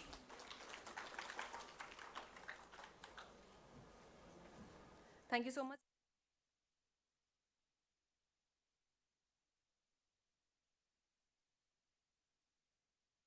Like to invite Mr. Shantanu Das, Director, MEL Infrastructure Professionals Enterprise Global, to please begin the session. Hello. Yeah. Thank you. Thank you, everybody, and distinguished panelists. And thank you, Mr. Yadav, to set the tone for this session's discussion. So we have about an hour. So what I'll try to do, we will have a panel discussion for around 45 minutes, and then the last 10 minutes I'll open to the floor if the audience or anybody has any questions to the panel members, please do so. So since you have given a very insightful kind of a thing, 140 crops, 18 horticulture products that we have biofortified. So one of the big challenges what we have understood, there are a lot of things that has been done at the lab stage or at the pilot stage, but one of the big challenges in terms of adaptation of these within the farmers, and there are various challenges related to that in terms of seed multiplication, in terms of distribution, in terms of the awareness. So my first question will be to Mr. Reddy in terms of how do you incentivize or monetize so that the farmers adopt, or what are the kind of innovations that can be brought into this process so that there's more adaptation to it? Yeah, thank you, Shantanu. I think, the presentation by, IDG was very exhaustive, and like he mentioned, there are about 114 biofortified varieties that have been released. And I think the critical challenge which he also emphasized was around the challenges related to lab to land transfer. And it's a transfer of technology from the research institutions or the private institutions to the farmers, the last mile access. And I think what's interesting is, sir, it's not just the case for biofortified crops. This applies across the spectrum. Whether any other technology you take, whether you take a as simple thing as a drip irrigation, which has been there for last, probably 35 years, and drying in rice. Any package of practice or a technology, the adoption or the last mile delivery of the technology, I think that's where I think, we are facing challenges in making the farmers understand the technology and the practice and, making them adopt that. And it's not just agriculture, I'm sure it's the case for education, for health and other sectors also. It's a very widespread, phenomenon, challenge of last mile delivery. And it's also not only pertinent to India, but it's also across the developing countries. And I think here I want to give a bit of a background. Syngenta Foundation has been working for the last 10 years to address this challenge around the last mile access, by farmers, by connecting them to markets through a village level entrepreneur approach, where we develop village level entrepreneurs who are then acting as a change agents in the villages to help farmers understand the new technologies, new practices, and understand the package of practices, and so that they can adopt those technologies. It's a way of accelerated adoption of technologies and services by smallholder farmers. And these entrepreneurs we identify, we train, and we launch them in the villages. As these entrepreneurs are hyper-local entrepreneurs, I think that's very important, because somebody, he or she as an entrepreneur coming from the same village makes a huge difference, because they're able to have the trust with the farmers. The farmers understand their, because they're fellow farmers, so they're able to adopt those practices with ease compared to somebody from a nearby town catapulting and trying to make farmers understand those practices. That's and our experience with Harvest Plus and Gain over the last 2 years in implementing the biofortified crops, making commercializing these crops in zinc wheat and iron fortified pearl millet in a couple of states, Maharashtra, Rajasthan, UP, has been quite successful. Although it's at early stages, we started this kind of an pilot programs, and now we are hoping that we'll be able to really scale up. Because the network that we have built as a foundation has been phenomenal. Over the last 10 years, today we have 15,000 entrepreneurs across 18 states and almost 1.5, 1.6, 16 lakh farmers. So that's the kind of farmer network that we have, and we can directly, promote these biofortified crops. I think, and also one important thing is, addressing the entire value chain, right from the availability of seed, which you also mentioned. How do you get the seed production, happening in the clusters? For instance, can we look at the Madhya Pradesh, example of seed producer companies, FPOs, producing seeds for various crops, which has been very successful. Can similar kind of, initiatives be launched for biofortified crop seed production in other clusters? Then, of course, I touched upon the how entrepreneurs and similarly FPOs and cooperatives can play an important role in promotion of these varieties by package of practices and building the trust among the farmers. The last and important point is also around the market linkages. Having done all this heavy lifting, if you fail to do the market linkages, then I think, it will not again, the adoption will not increase. So I think that's another important point we need to look around. And the project that we did with Gain and Harvest Plus touched upon most of the components, and that was that's why this was a very exciting project for Syngenta Foundation. It was a new use case for using the entrepreneurs that we developed to promote the biofortified crops. Traditionally we developed the entrepreneurs to look at traditional crops like rice, wheat, and maize, and horticulture crops, but adding a layer of biofortification using the same network of entrepreneurs that we have was very exciting for us. So I'll stop here, Shantanu, but what I'll do is come over in the next round probably and talk about some of the policy innovations that need to be done to moving away from a business as usual approach. We've been doing, say, traditional ways of promoting biofortified crops for many years. How do we look at some new innovations that we need to bring in the policy? So we can touch at a later stage. Yeah. Okay. Thank you. Okay, thank you. I mean, that's very interesting. So I would now move to Ashik, because you have in Bangladesh, you have tried to do rice biofortification, and you have tried to scale up within the small scale farmers, which is quite relevant also to Indian context because most of them are marginal or small farmers. So what are the learnings or what are the kind of best practices that you can share with us, with the audience, in terms of the rice and Bangladesh experience, in terms of adaptation by the small scale farmers? Yeah, thank you, Shantanu. I would like to thank the organizer for inviting me in this global summit. I was not at the beginning in the room, so I don't know that whether we are introduced. My name is Ashik Mahfouz Shantanu Singh. I'm working with GAIN, Bangladesh. So, you know, GAIN is a global alliance for improved nutrition. So, in Bangladesh, we are working with many projects, 10 to 12 projects. One is the CBC, that we are implementing this project along with Harvest Plus. CBC means commercialization of biofortified crops. So Bangladesh, you know that Bangladesh is doing very well in the agricultural production. So we are producing around 39 million metric ton rice. That is actually, we can say that we are self-sufficient in rice production. And that production is mainly dealt with by the small scale farmers. So to introduce biofortified rice among the small scale farmers, actually, so why the farmers will produce biofortified rice? That is actually, one thing is that there is a demand for the biofortified rice in the sense that the varieties that the Bangladeshi scientists have developed, there are around 7 or 8 biofortified varieties. They're mainly, they are coarse, that is the coarse varieties, and the yield is high. And also that is a drought prone, we have found that. And sometimes it is a substitute of hybrid because hybrid needs more extensive care, where biofortified rice needs less. And also government has recently introduced a program, it is called synchronized farming.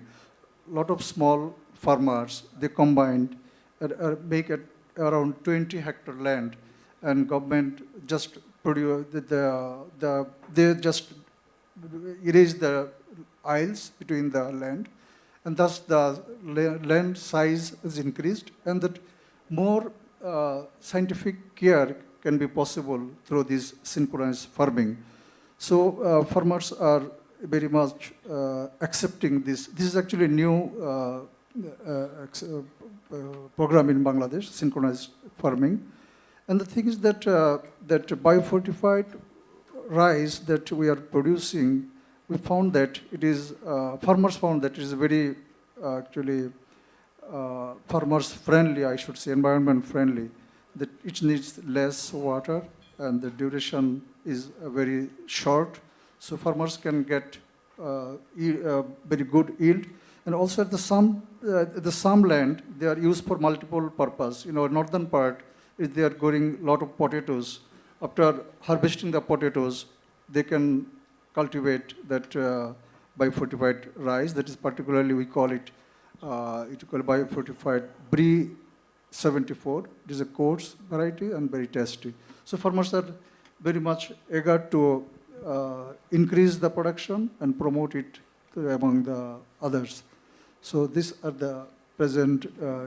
And another thing I can share that we have that present government, that is the Ministry of Agriculture particularly, they have actually decided, they have actually declared that the government would not allow or provide certification any varieties unless it qualified with 2 particular categories. One, it should be high yielding. Second, it should be that with micronutrient enriched. These are the policy government has actually taken. So it is actually supporting to increase the biofortified crops and other vegetables. Thank you. Okay. Thank you. Just one small question. What percentage of your rice production is biofortified? Oh, actually, though the biofortified rice variety is started below, but the GAIN and Harvest Plus, actually we have started our work in back 2020.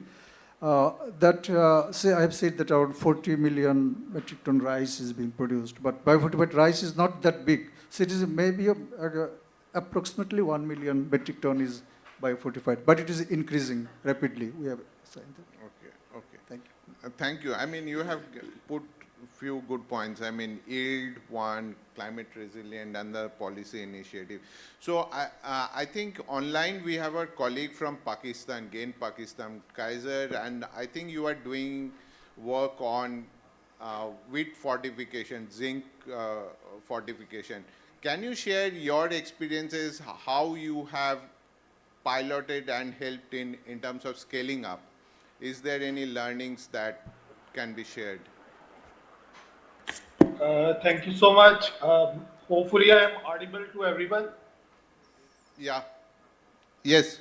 Thank you so much. Yeah. First of all, I would like to give you some background in Pakistan. Currently, if we're talking about the current situation in Pakistan, so around 60 million people who have inadequate daily zinc intake in Pakistan, that leads to severe malnutrition. Overall, if we're talking about loss in economy, so Pakistan have to spend around 3% of GDP to cater the malnutrition in Pakistan, which is around 7 billion USD per year. You can say Pakistan have to compromise other development initiatives to cater this malnutrition. So, if we are talking about zinc deficiency, so first of all, in Pakistan, Pakistan started its journey of biofortification in 2016 by releasing its first biofortified zinc peat variety, that is Zinc Gold 2016. But that variety was not acceptable by farmer community due to its less yield than other varieties available in market for wheat. So later in 2019, Research Institute have released another variety, that is Akbar 2019. Later in 2019, Gain and Harvest Plus have started its work on commercialization of biofortified project in Pakistan and took it up Akbar 2019 for commercialization. Fortunately, that variety is more acceptable due to its high yield and comparable with the market available analog varieties. So, based on this acceptance by farmers, first of all, we have engaged around 7,000 farmers in 5 districts of Punjab.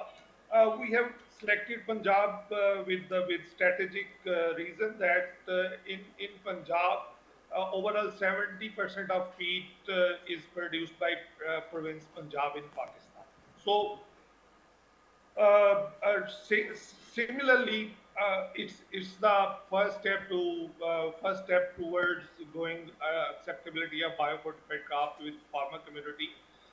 Second important thing is the segregation of biofortified crop other normal wheat varieties with farmer community. We have trained farmer community, then we have trained aggregators and Punjab Food Department, which is a major procurement agency in Pakistan, about segregation, how to segregate the BZW from other analog varieties. Resultantly, we have successfully trained the first two value chain actors, that is aggregator and the farmers. That we have came towards the processor. We have initially we have linked with the small chakis. The reason behind to select the small chakis is that they have processed whole wheat, produce whole wheat flours. In comparison with the other commercial millers whose extraction rate is very high, around 50% they have extracted from the wheat grain and 50% is given to the consumers. So initially we have partnered with 27 small chakis in 2 districts, and these small chakis cater the need of around 10,000 household in their vicinity. So this is the overall current we have worked last 2 years with Harvest Plus. Currently, we have convinced the government of Punjab to segregate the biofortified zinc wheat crop at procurement stage. They have piloted this in 3 districts. Around 14 aggregation center of Punjab Food Department have total around 30,000 metric ton of biofortified zinc wheat at their aggregation centers. Now, second step is to convince the Punjab Food Department to revise their release policy and add the small chakis in their grain release policy for biofortified zinc wheat. So the success is if we're talking about success in Pakistan, currently we have around 25% of total biofortified zinc wheat, certified biofortified zinc wheat seed available in Pakistan for next cropping season. Government of Punjab is accepted with the segregation of biofortified zinc wheat, and hopefully after some time they are also revise their release policy to cater the need of the small chakis. And the most important thing we were talking about the supply of we have around 5 or 6 varieties in pipeline for development of in development phase, which are biofortified zinc, and we are also working on some evidence creation like bioavailability. We have a partnership with the Pakistan Research Council, who are taking up for the bioavailability test in Pakistan. Thank you so much. Thank you, guys.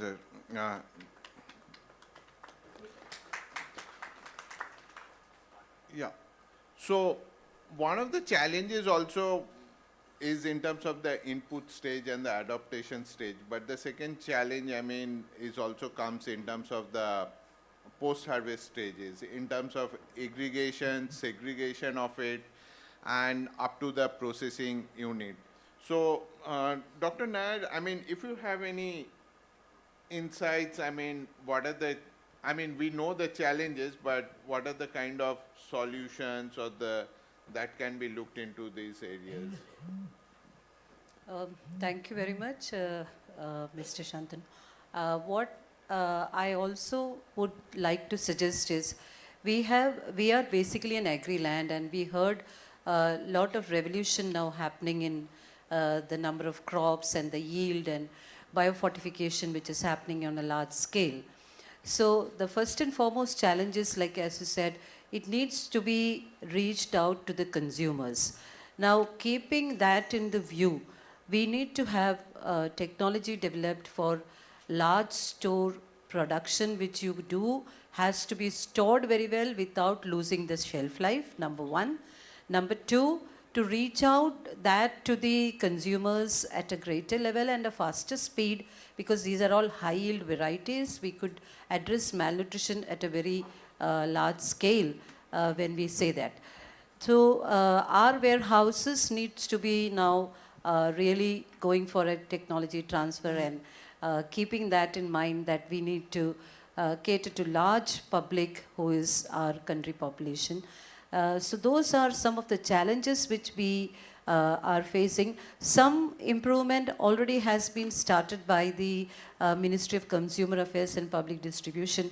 There's a lot of changes which are happening at the warehouses for the country.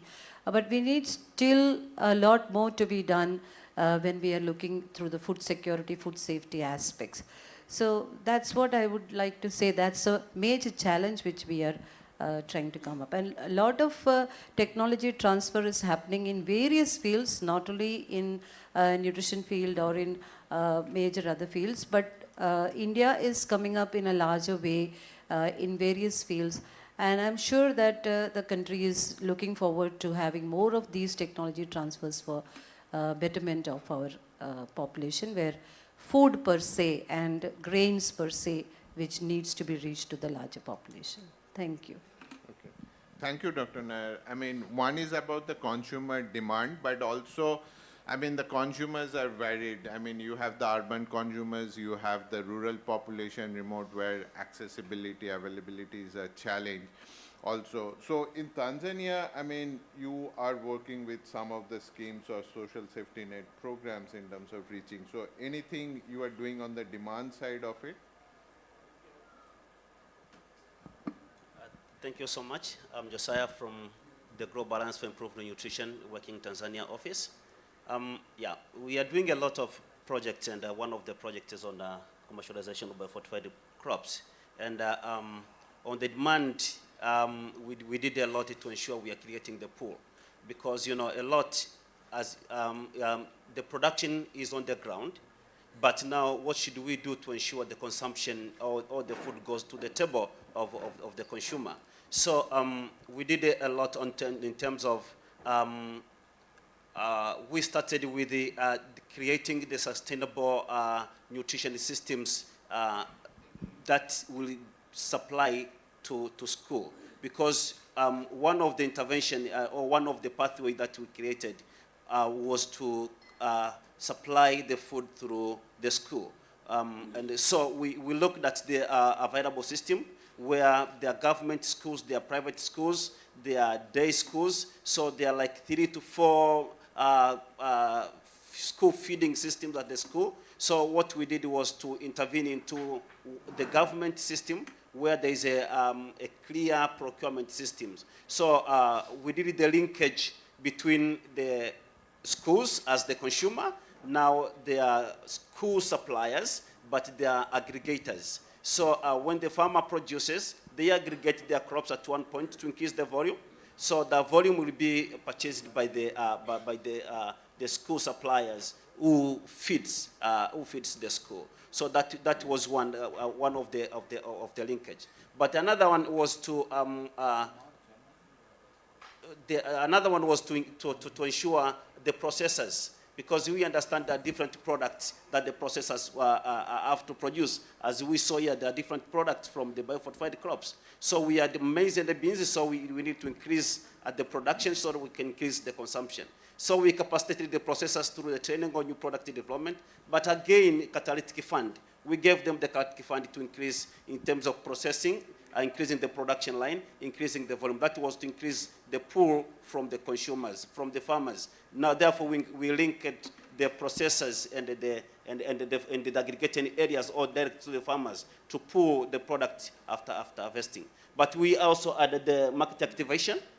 We did the market activation to the community. We went to schools, we went to the market, we went to the consumers to inform them on the availability of biofortified product. But again, informing them on the different products. But also during that time, we used to work to go with the processor within that local area. So it was the linkage between the consumers and the processors and the farmers to increase the production. So that is much on the demand side and on the awareness creation that we did along the commercialization of biofortified crops project. Okay, thank you. So you have mentioned about a catalytic funding to the processes that incentivize them to do it. Okay. Yeah. No, thank you. So, Mr. Reddy, so in terms of reaching out to the processors and also reaching out into the consumers, is there any kind of innovation solutions that's being adopted?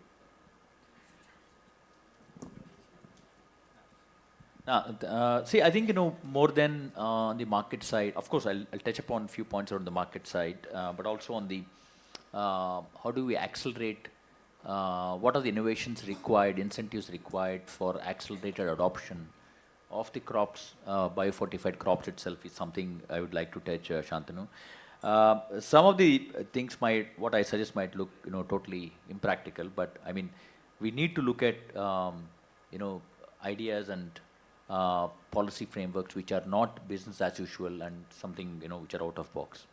Well, we looked at, a higher MSP and proper procurement, which ADG also mentioned about.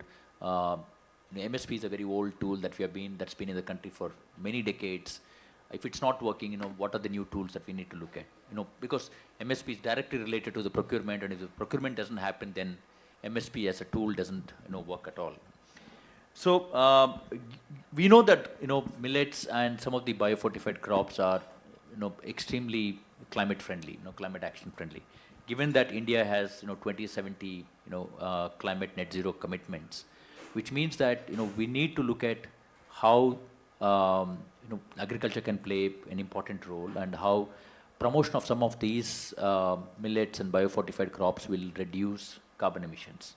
So if there is a direct linkage, how do we, monetize that linkage?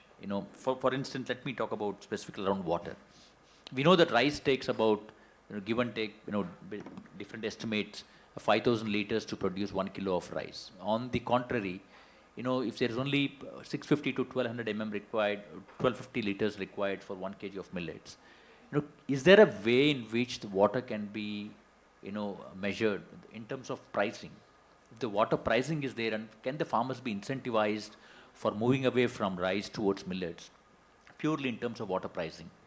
That's something, a total innovation which will encourage farmers to, based on the adoption of millets and less water consuming crops, to do it. That's one way of looking at it. Can there be a low rate of interest loans to the farmers, who are adopting millets and biofortified crops? And see, I mean, some of these might look difficult from implementation point of view, but with the rapid advances that we are making in technologies, it could be easier. For instance, today there are enough, startups which are working in the satellite imagery space and artificial intelligence and machine learning space, which will clearly tell you what crops, based on the satellite imageries, whether farmer has shifted from a rice to a millet crop or not. Because these are all, outcome driven, it's very easy to implement them. You know whether the farmer has grown millet or not, or is continuing to grow rice. And if it's grown millet, he or she can be then incentivized with a low rate of interest. Similarly, I think the example from Pakistan was really good, especially around the chakis and the primary processing, primary processing in the villages to encourage the segregation of wheat, zinc fortified wheat, and then process them. So here, the traditional approach has been always around the subsidies related to the processing equipment and setting up of the processing, SMEs, small and medium enterprises. But can we look at, outcome-based payments? Say if SME is processing, for every ton of processed, biofortified crop or a millet, they get additional outcome-based payment rather than an upfront subsidy on the machinery itself. So I think, we constantly need to tinker around these policy innovations to make a difference. I mean, if the old MSP tools, the old midday meal procurement programs, if they are not helping us to accelerate adoption, then we need to step away from them and start looking at these kind of policy innovations. So that's why I put a caveat in the beginning that some of them might look not practical, but I think we need to constantly look at and evaluate these options and how they will work. Yeah. Thank you. No, those are very good suggestions, but I mean, one of the key challenges is also in terms of the taste and palatability of many of these products. So, any one of you can throw a light if Kaiser can say, okay, yeah. How do you ensure? Because the demand will generate from there. Yes, sir. As far as I think any of the crops which I have just discussed, the taste and palatability is concerned, there is no difference in that. Whatsoever products they are coming, in terms of their taste, appearance, perception, acceptability, I don't think there is any difference. Regarding Dr. Reddy's point that we should have some specific low water requiring crops, there should be some specific. So now the government of India is trying to reduce the use of fertilizers and the recent announcement is that under PM Parinam, one of the project which has been launched, so the states which will be consuming less chemical fertilizers, they will be given more advantage of the various schemes, some more funds they will be released. So like the crops which are climate resilient, particularly if we talk of the millets which we are talking, and most of the millets we have very high nutritive value. So in that case, the water issue is also being addressed, which Dr. Reddy is telling, and then the fertilizers also. In most of the crops, because they are being grown at under very adverse conditions, high temperature conditions, low nutritive and fragile lands. So in that case, that advantage can be there. The other issue, the country is talking a lot about the organic products. And many schemes are going on in the ministry. The states are also coming forward.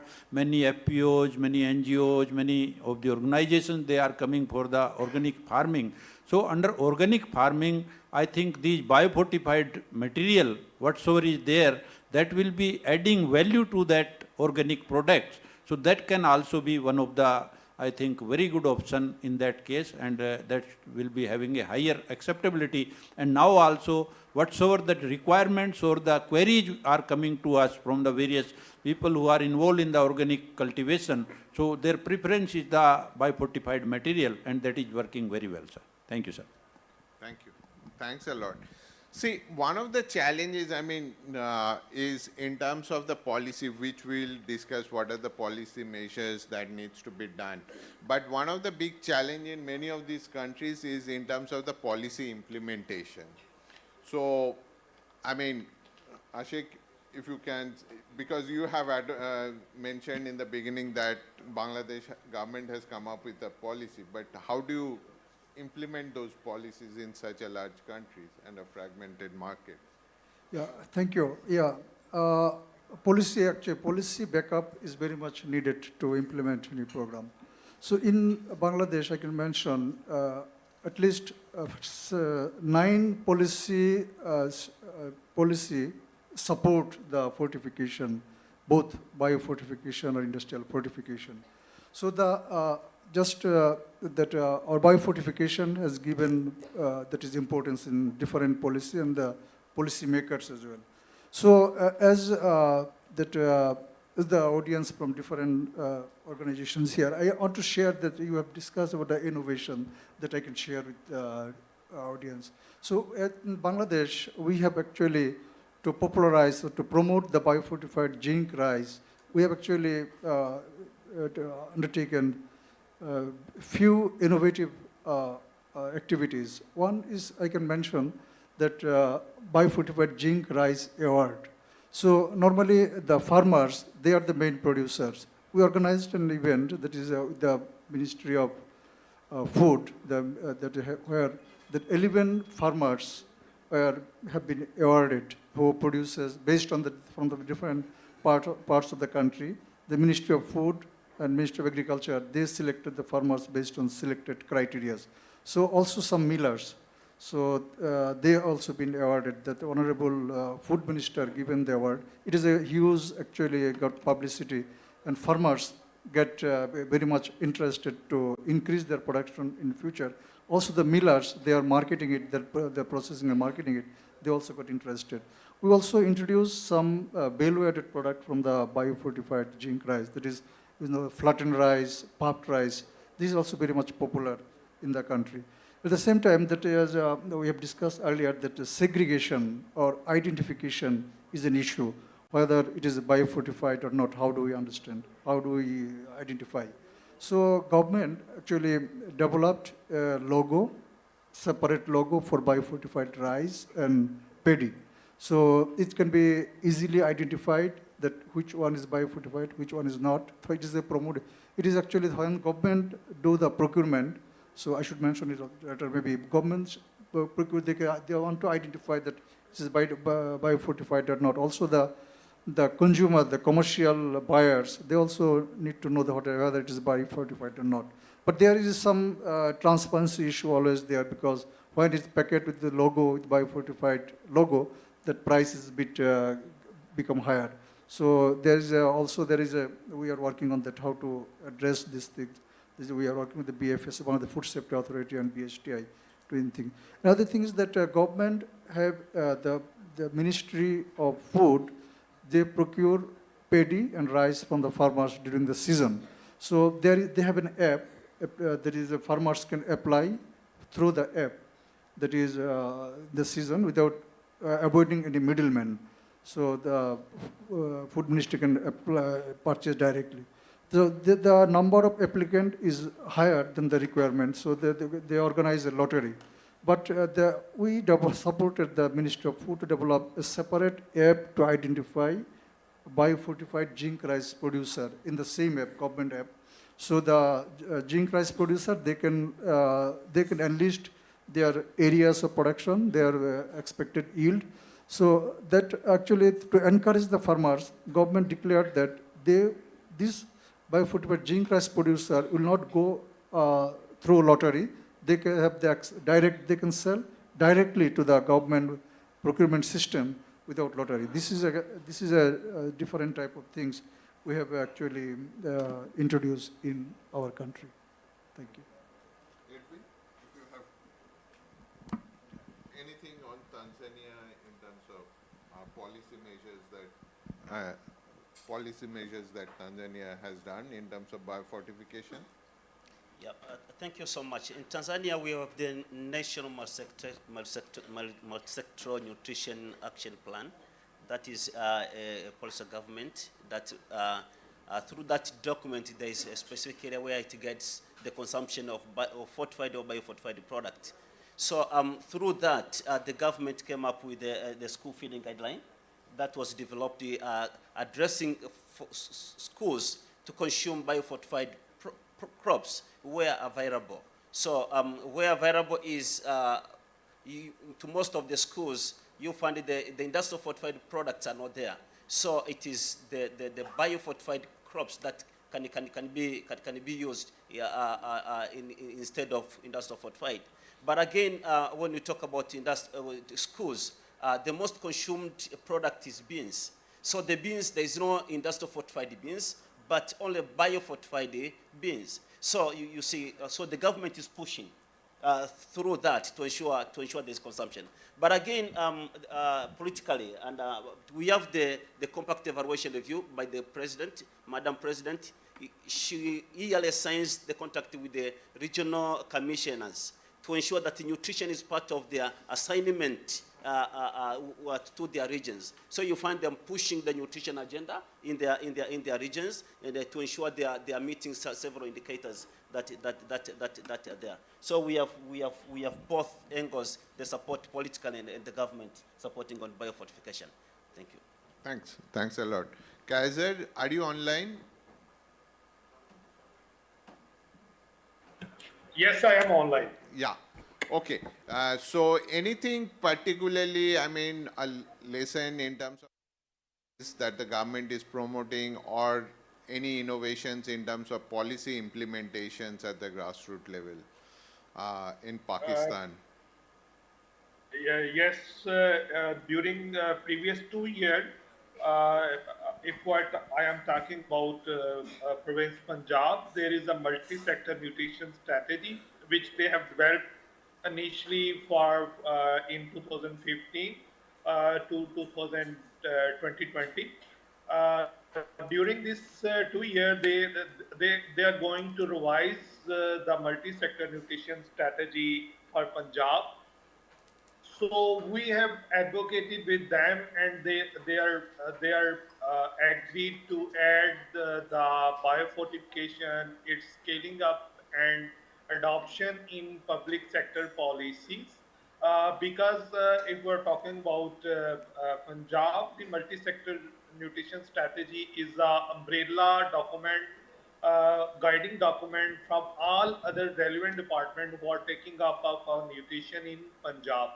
So we successfully incorporated biofortification, its scaling up, its segregation of biofortified zinc PT by a relevant department like Punjab Food Department. If we're talking about scaling up, then we have asked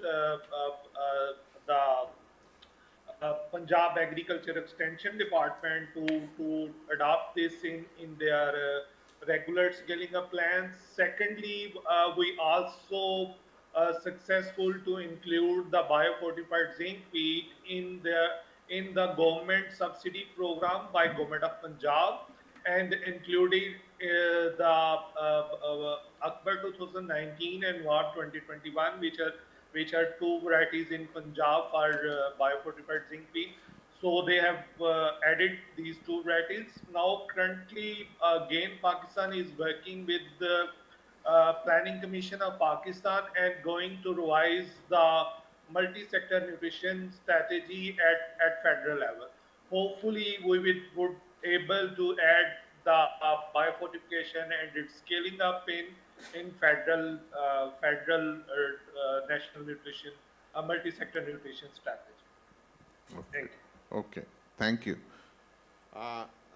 Dr. Nair, I mean, from FSSI, what do you think are the policy imperatives that's required? And also if you can touch upon the issue in terms of what Dr. Yadav has mentioned in terms of segregation. How do you identify this is a biofortified and this is not a biofortified, except one or two products you, because of difference of colors, you can make out, but others you don't. So how do you test it and how do you promote it? Okay. So let me come to the second part of the question first. We have about 240 national accredited labs across the country who can test various products with reference to the latest standards and methods which has been developed. So there is a process in every state and in every district. There is a office which is related to the FSSAI workout, and one can reach out there, give your samples over there, and they would be further processing it. And it usually goes to 3 different labs for cross-checking the values before it is sent to the person who has given. So that's the process which we have. That's the answer to the second part. The first part of the question, what are the policies which we can take up for the country at large? We can look at to strategize country-specific engagements, because each country has specific roles. I should congratulate at this point of time, Dr. Yadava is here representing us. The country has put in a lot of efforts for developing these with all the sources, whatever we have. And we should give a loud applaud for the entire team of scientists who are working towards it and developing these crops. Okay, so that's the main thing which I would like to say. And then once we strategize with the national levels, then we can do for the sectoral planning, which we can do with specific objective-based outcomes. What are we looking at? How much, because every state in India is differing in their crop consumption.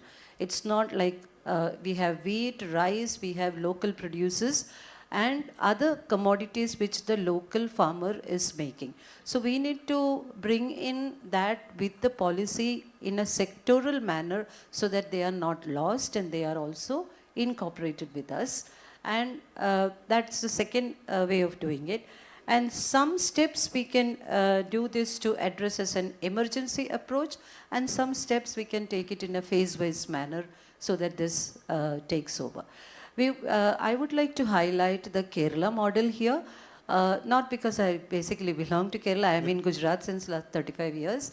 What has been seen is that the farmers' produce is taken up directly by the government. So we have something called as margin-free shops, which we say basically, and there the produce is directly taken and given to the consumers, and the benefit is given to the farmer as a dividend which comes. Whatever loss is occurring over there is borne by the government, where they have those funds which are kept for certain specific emergency issues which addresses. So it doesn't affect the farmer per se to undergo the pressure of not reaching out to the market once the produce is done. So I think we need to strategize this national-wise, state-wise, and climatic factors in our country is very different. We have all sorts of crops. We have rabi and cash crops. We have desert area crops. We have paddy fields where we have water crops. So I think we can look into this and have different sectors and make a consortium and address this. Thank you so much. Thank you. We have another 10 minutes. I mean, my last question to Dr. Yadav before I open it to the floor. I mean, the whole food systems or this agriculture is a private led, and many of your initiatives in terms of seeds or in terms of markets is dependent on private sector. So how do you ensure, I mean, through the whole value chain from the input level to the private sector, what are the kind of challenges as a scientist you have faced, and what kind of a policy measures that would help the market systems to work better in this biofortification space?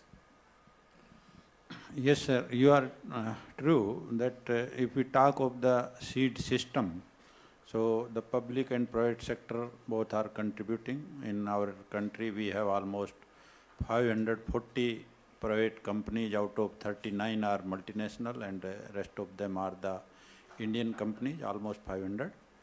And if we see the share of public and private in the total quality seed availability, so it comes almost 25 from the public sector, 25%, and 75% is coming from the private sector.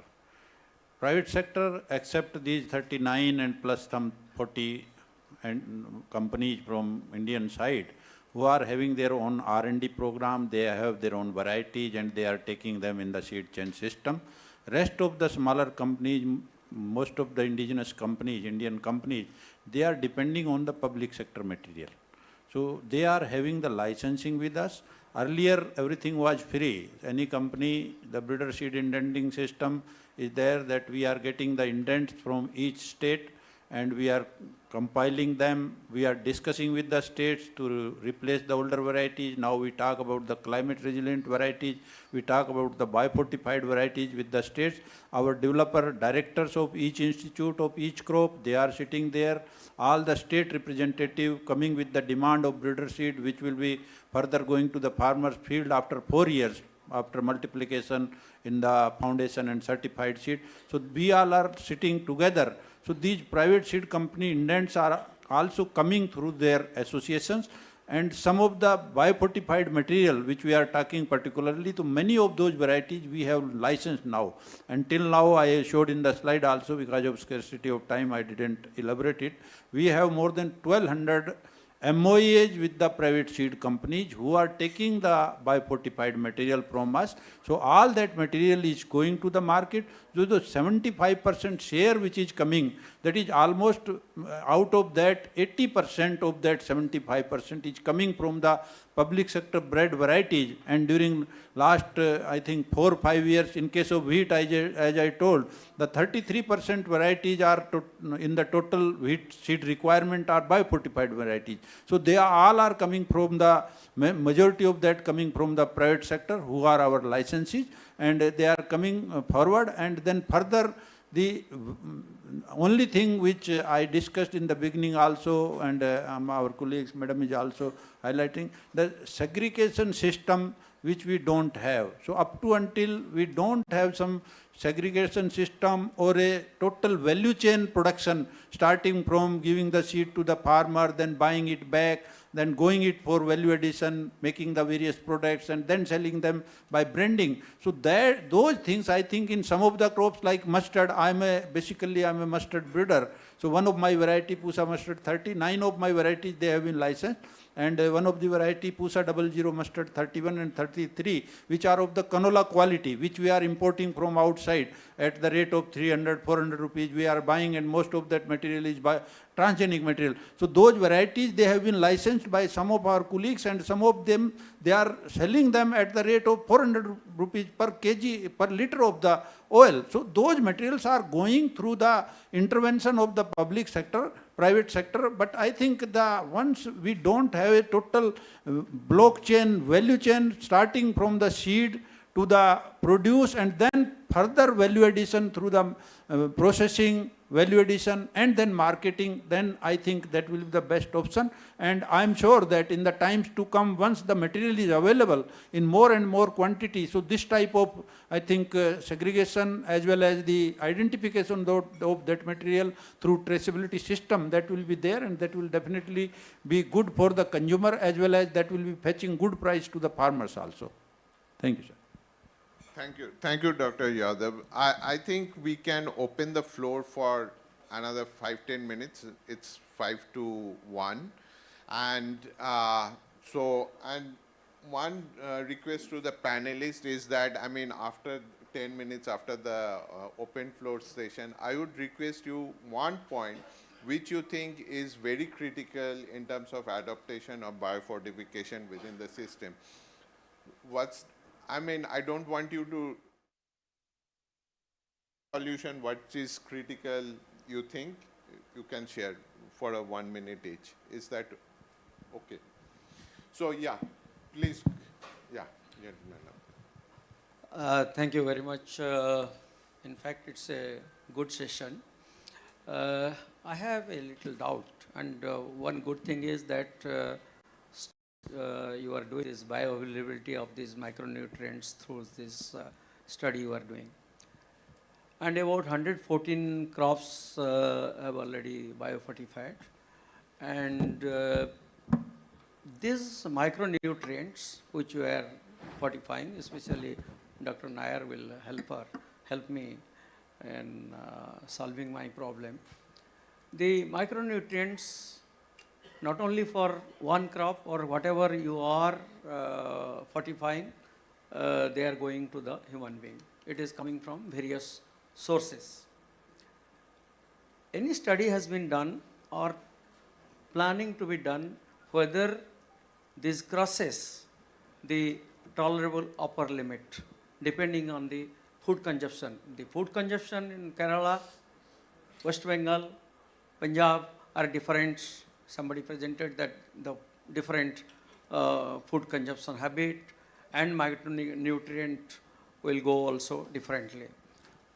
There should be some system to see that it doesn't cross the tolerable upper limit, otherwise there will be a problem. Thank you very much.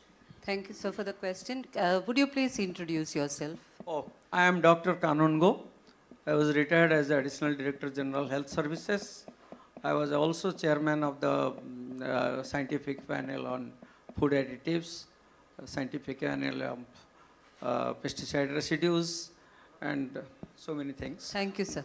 Thank you very much, sir. We have a very precious person here. Sir, I would like to say, first let me introduce something called as the plate concept, which has been adopted. So when the standards were set for the country, we looked at what is that people are generally consuming. So our staple food is rice and wheat, so that was taken as the major commodity.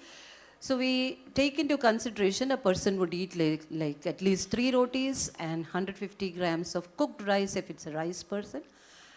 And we looked at the standards to the consumption pattern versus the person's purchasing power. And we set the standards by looking at the 1/3 RDA, which is the daily requirement, and how much they should be consuming. And based on that, the standards have been set. So we looked into 3 vitamins, which was more because we have an iron deficiency as the largest challenge which we are facing. So we have iron, folic acid, and vitamin B12 added into rice and wheat, which we looked at the upper tolerable limits with segregation to various age groups, and we set the standard at that level, because this food was also to go to midday meal school as well as into the ICDS, where young kids are also going to consume. That's where we looked at what is the amount maximum somebody would consume and lesser somebody would consume. After looking at the upper tolerance levels, we have kept the standards well inside to set it, and we have allowed 3 different salts, looking at the bioavailability, cost effectiveness, whoever producer can make it and can put it into the public distribution system. Currently it is into the system. So we looked at the upper tolerance level and we have kept it in such a way that it does not cross at all, even when we have looked at the cooking losses or any other losses which could be a biodegradable loss. Keeping that in view, we have kept 10% overages allowed into the system. Still, it does not cross upper tolerable limits.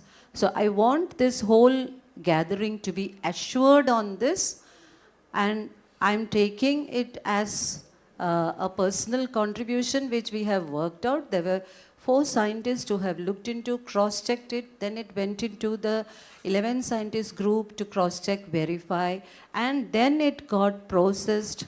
It went into the scientific committee, it got approved, it went into Niti Aayog and got approved, then it went for Gazette process. So when we look at a country process, we have looked at east, west, north, south consumption patterns and the power of purchase by the people who they are going to consume. I hope, sir, yeah, yes.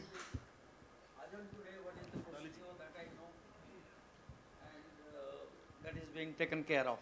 I am only thinking we are gradually going Right, to Bio right. 45, one after another, 114. Correct. So tomorrow Right. when So, it will be yes, 300, yes, I understood this your- thing have to be Yeah. kept in mind that it can come from any Right. sources. Yes. Thank you very much. Yes, But sir. So these are kept in mind. I would like to draw your attention to the salt iodization process. We started it with that also. We had certain same kind of challenges. Now it's now 10 years and we are not seeing goiter anywhere. It took some time. Similarly, here also it will take some time. But we have also suggested to have an intermittent process and progress evaluation of the program and monitoring of the program where are we going into various levels. So there is lot of country-based studies happening, multi-centric studies which are happening. In say 6 to 8 months, the results will be coming out and it will be shared on the website also. That transparency we are keeping. Just Thank you just so to much. supplement Madam's points, I think Dr. Nirja is there, who is looking after these bioavailability issues and other things and practically working on that. So I think she can also add something. Madam, please. Sir, I'll just take example of rice, where we are using zinc as biofortification trait. So the recommended RDA for human population for the age group is around 12 to 15 milligrams. Okay. So if we consider 220 grams of rice as average consumption, and we have also fixed the Harvest Plus has also fixed 24 ppm as the cutoff, minimum cutoff for the release of the varieties. See, suppose the released rice varieties have around 12 ppm also, we are increasing it by 24 ppm for the to call it as a biofortified variety. So if a rice has 24 ppm of rice, so it will not go to toxicity. With the recommended RDA for zinc content, it will cater only 20 to 30% of the RDA. So it will not go to toxicity level. That is what I wanted to inform to the House. Yes, yes, thank you, ma'am. So I want the gathering here to take this message home. Whatever fortification is being done at whichever level, it is only 1/3. Rest of the 2/3 has to come from our local fruits, vegetables, or any local consumption which we do. We do not want to discourage anything which is local. Please keep this in mind. Yeah, this is Shashgiri Rao. I am from Akshay Patra. I have a small doubt. Is it this biofortification is having impact on any shelf life? Yeah, in general, in case of millets, there is issue, in general issue, but as far as biofortification is concerned, till now there are no such that reports that it is affecting the shelf life. But in general, the crops which are having already the poor shelf life, like in case of pearl millet or some of the millets also, so they are having already, so in promoting them, under the PDS or the midday meal schemes. So generally the agencies which are dealing with that, they have the concern that how will be taking them forward because of the lesser shelf life. And sir, one more question, is the biofortification will increase the cooking time? No, there is no such effect. That is as good as the normal varieties, only the nutritive value is being added. There is no other differences. Okay. Thank you, sir. Thank you. Thank you. Just to supplement this thing, the cooking time, that is, I can mention that is one variety that is Bangladesh has developed, Bree 74. This is actually, the rice grain is a bit heavy. So it needs, it's a zinc and rich, so it is heavy. So it needs more cooking time compared to normal rice. That's actually the scientists have said. And also, we also observed that. And also that keeping quality, keeping time, I should say, after cooking in the morning, so the farmers' family, they use it. They cook it in the morning, they can eat it in the evening also. So it's not get spoiled very soon. That's the one thing I can share. So that cooking time, that can be in the normal varieties also, there is always the variation for these traits, cooking time and the, so in normal varieties, if we forget about the biofortified, which sir is talking about, so that the differences are always there, genotypic differences are always there for the various traits which we are dealing with. Any other questions? A lady from the back. Yeah. Thank you so much. Good afternoon, and thank you so much for this very insightful and informative session. I have a few questions, and they're primarily around how, if there are some cases, maybe if Dr. Reddy and Dr. Nair could share around increasing awareness amongst marginalized consumers about fortified products or fortified foods, in addition to, of course, what Dr. Yadav has already shared about increasing availability, and Mr. Josiah and Mahfouz have shared about increasing accessibility or also market activation. So anything specific from India, particularly because we understand, as you said, there's a challenge in reaching out to consumers, and as the BOP or the bottom of the pyramid or marginalized consumer market segment suggests, awareness, education, lower literacy is an impediment there. So if any information and insights from there to address consumer behavior. Thank you. Would you introduce yourself? I'm Dr. Gauri Mishra. I'm a faculty member and academic at Bournemouth University in UK, and I work in the area of marketing and international development. Great.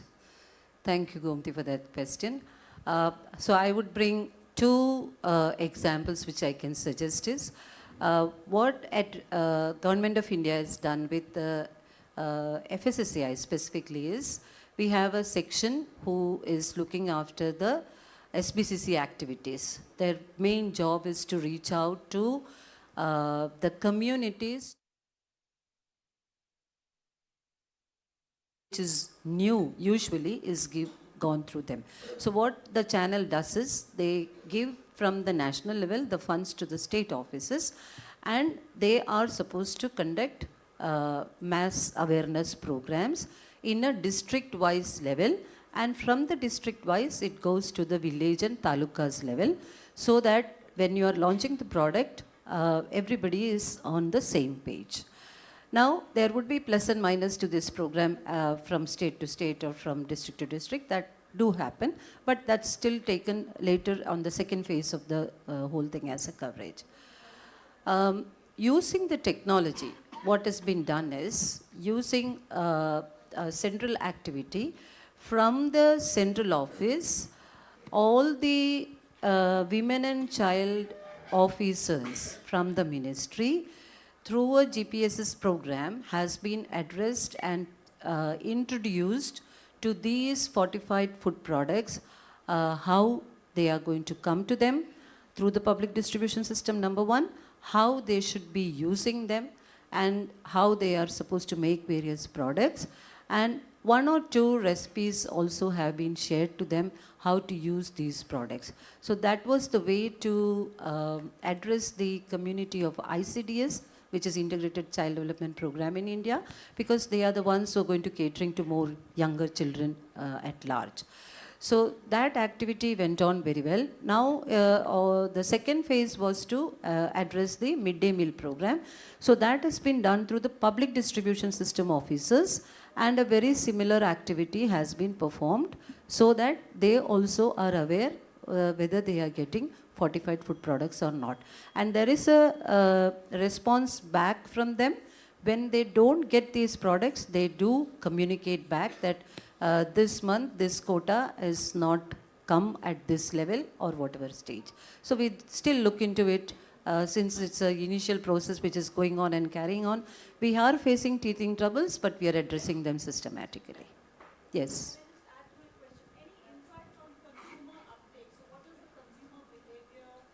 Yes, yes. So initially, when we had introduced, I'll come to fortified wheat, double fortified salt, and fortified rice. So double fortified salt did have some black spectacles in them, and those specks people started thinking it's something dirty, and they started throwing it away. So we had to immediately take a call on that, and we have educated them that this would have some such kind of things. The technology is still getting improved, and there would be slight discoloration from dark brown, and some starchy vegetables will turn slightly violetish in color. So these kind of indications have been given at household level as well as at large to the major offices when this procurement happened. The rice, when we introduced, we had the rice little floating up. People said it is plastic rice. They started throwing it away. So those issues also have been addressed now. With wheat, the rotis were turning little brownish more in color when you are doing the tawa process which was happening. So we said that's all right, because that's the iron which is coming out when, because these are all encapsulated materials, and when heat is applied, they will come out little bit. But the losses have been taken care. As I said, 10% overages are allowed, and that's been taken care. I hope that answers your question. Thank you so much. I would like to give it to Dr. Reddy to answer. Okay. Thank you. Good afternoon, all. There's any last question? Oh, okay, sorry. Hello everyone, I'm Dr. Dolly Jani from Akshay Patra Foundation. My question is specifically, I think, directed to Mrs. Dr. Nair. I was wondering what is the status of FSSAI regulations? At what stage are the regulations being developed, the standards, so to say, for the biofortified crops and the grains produced so far? Right. So the biofortified crops, the whole process is with ICAR.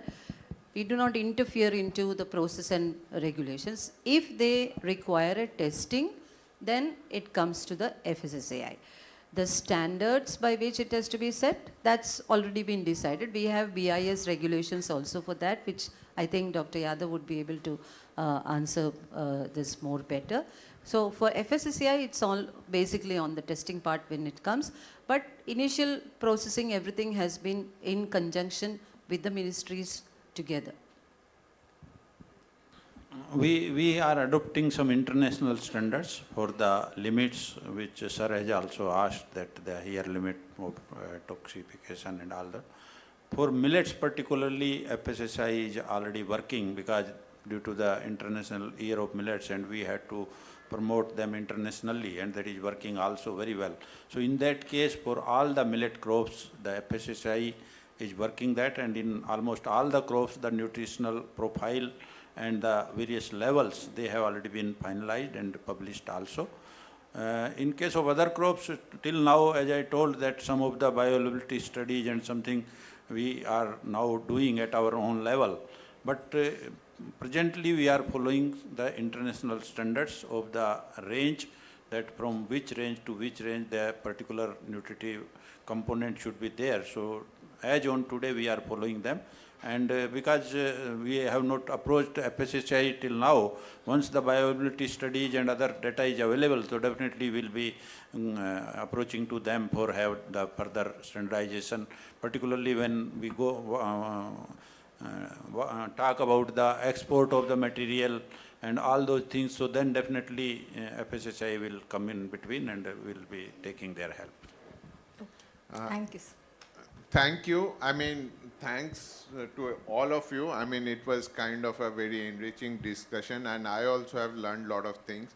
And since we are overshoot our time, I mean, apologies to the FICCI team. I mean, any 1 minute or of 30 seconds, anything you would like to say, any one of you from the panel that's very critical for the audience? Yes, I would like to say, please spread the right kind of awareness wherever you are. Nothing in the country is to spoil anybody or having different agendas. We are reading so many things in the newspapers. I am sure you are aware about it. So please make a positive approach. So let's eat right. Let's eat fortified. Reduce your salt, sugar and oil in your system, but go for healthy foods, natural foods, and local consumer foods also when we are talking of this. Thank you. Thank you, FICCI, for organizing this and inviting us. I think I really enjoyed the session. I am sure you also have enjoyed the session. Thank you. Thank you so much for the moderation. Yeah. Thank you. I think that's the best way to eat right. I think since we have the lunch session, I think we can close the session right now. And thank you once again for patient listening.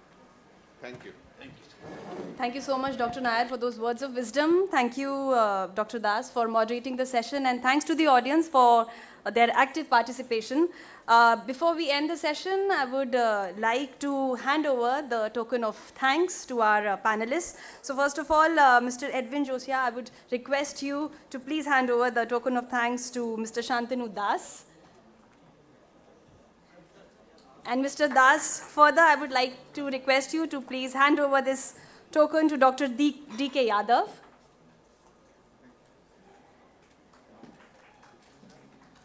To Dr. S. Bhaskar Reddy.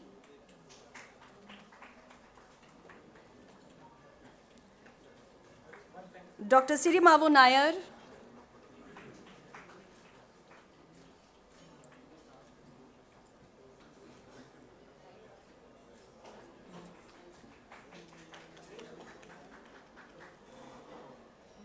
And to Mr. Edwin Josia.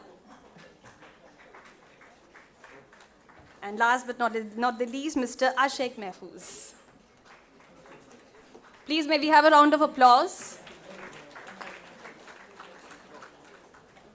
Thank you so much, everyone. And now you may continue. And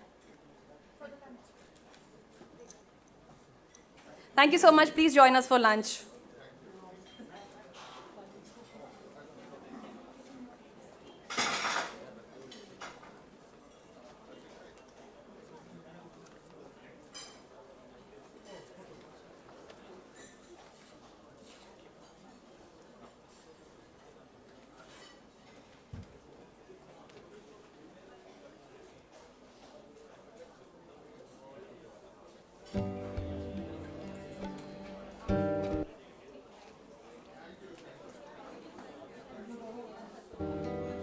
Vitamins and essential minerals.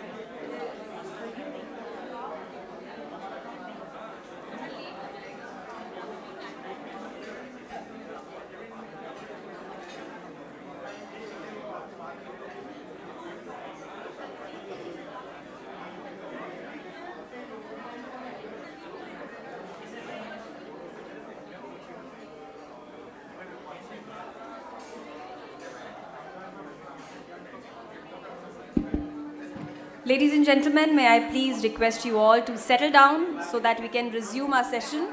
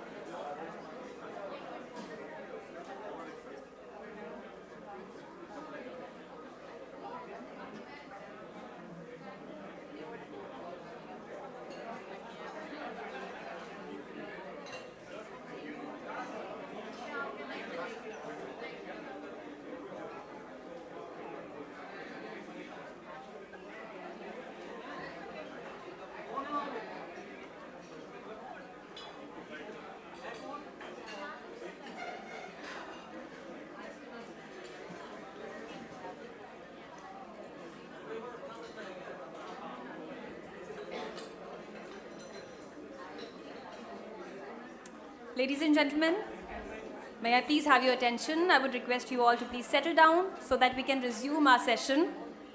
I hope you all are well energized after having your lunch and after having the biofortified rotis for lunch.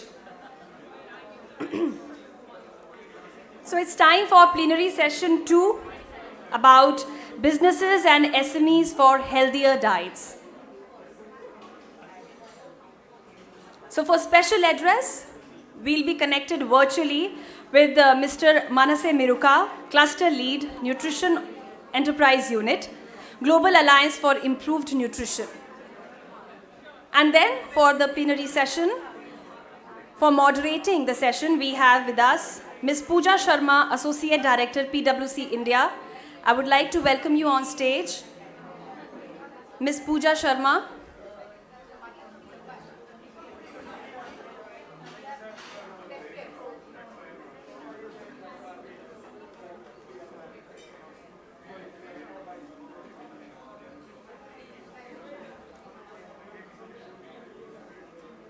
Welcome, ma'am. And now it's time to invite the panelists. We have Mr. James Gacheru, Program Associate, Global Alliance for Improved Nutrition, Kenya. Dr. Dolly Jani, Head, Food Safety and Quality Control, the Akshay Patra Foundation. Dr. Sujit Ranjan, Associate Director, Nutrition, Tata Trust. Mr. Pratik Rastogi, Founder, Green Day. Dr. Anupam Barik, Head Technical, Patanjali Foods Limited. I welcome you all.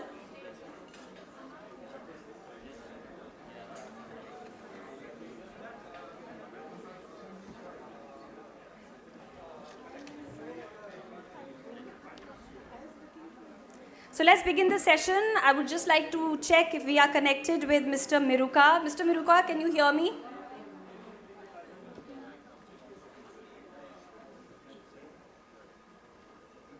Can you please test if we are connected to Mr. Miruka? We are supposed to be connected virtually. Okay.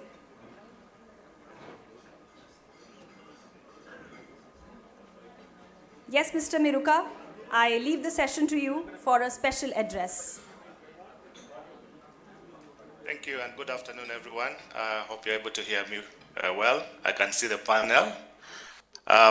My name is Manase Miruka. I work for GAIN as the cluster lead for the Nutrition Enterprise Unit based in Nairobi, working with a couple of components that address issues facing SMEs in the food systems and nutrition. I'm going to share a very short presentation. I hope you're able to see my screen.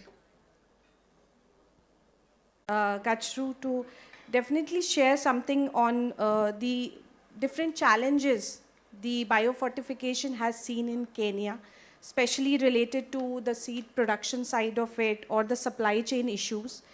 And After learning on those, we would definitely like to learn more on the successes as well, which were experienced in Kenya.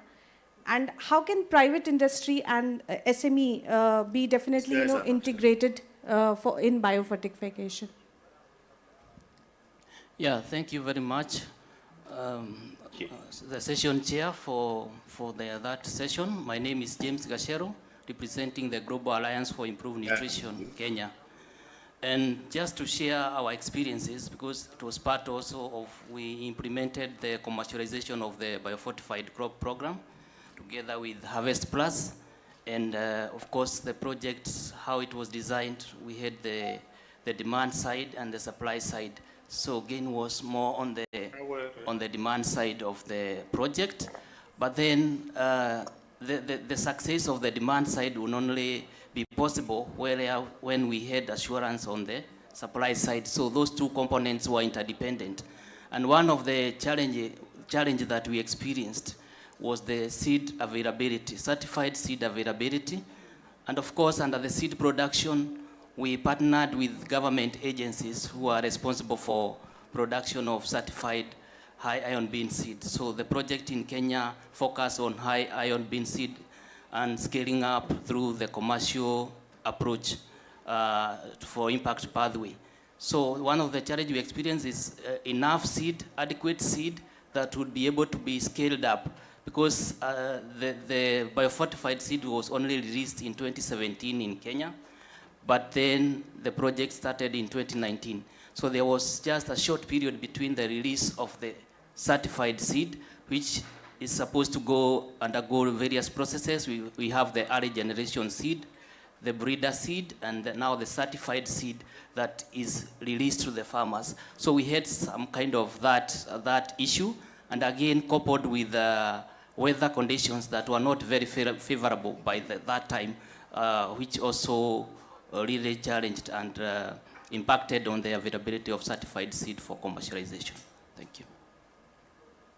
Just a request, I'll have to interrupt you all because Mr. Miruka is connected now. So let's just listen to him and we shall resume the session after him. Mr. Miruka, can you hear me? Yes, okay. Please go ahead. Thank you so much. I'm sorry for that mishap. I thought I was speaking to them. So, good afternoon again, ladies and gentlemen. As indicated, my name is Manasseh Miruka. For GAIN as the Nutrition Enterprise Unit, the cluster that works with SMEs across food value chains to address aspects of nutrition engagement. So I'm going to share a short presentation. Please let me know if you can see my screen before I start.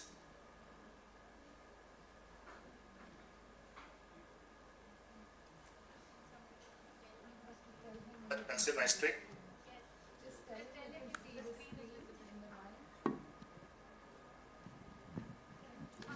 Your screen is visible, Mr. Miruka.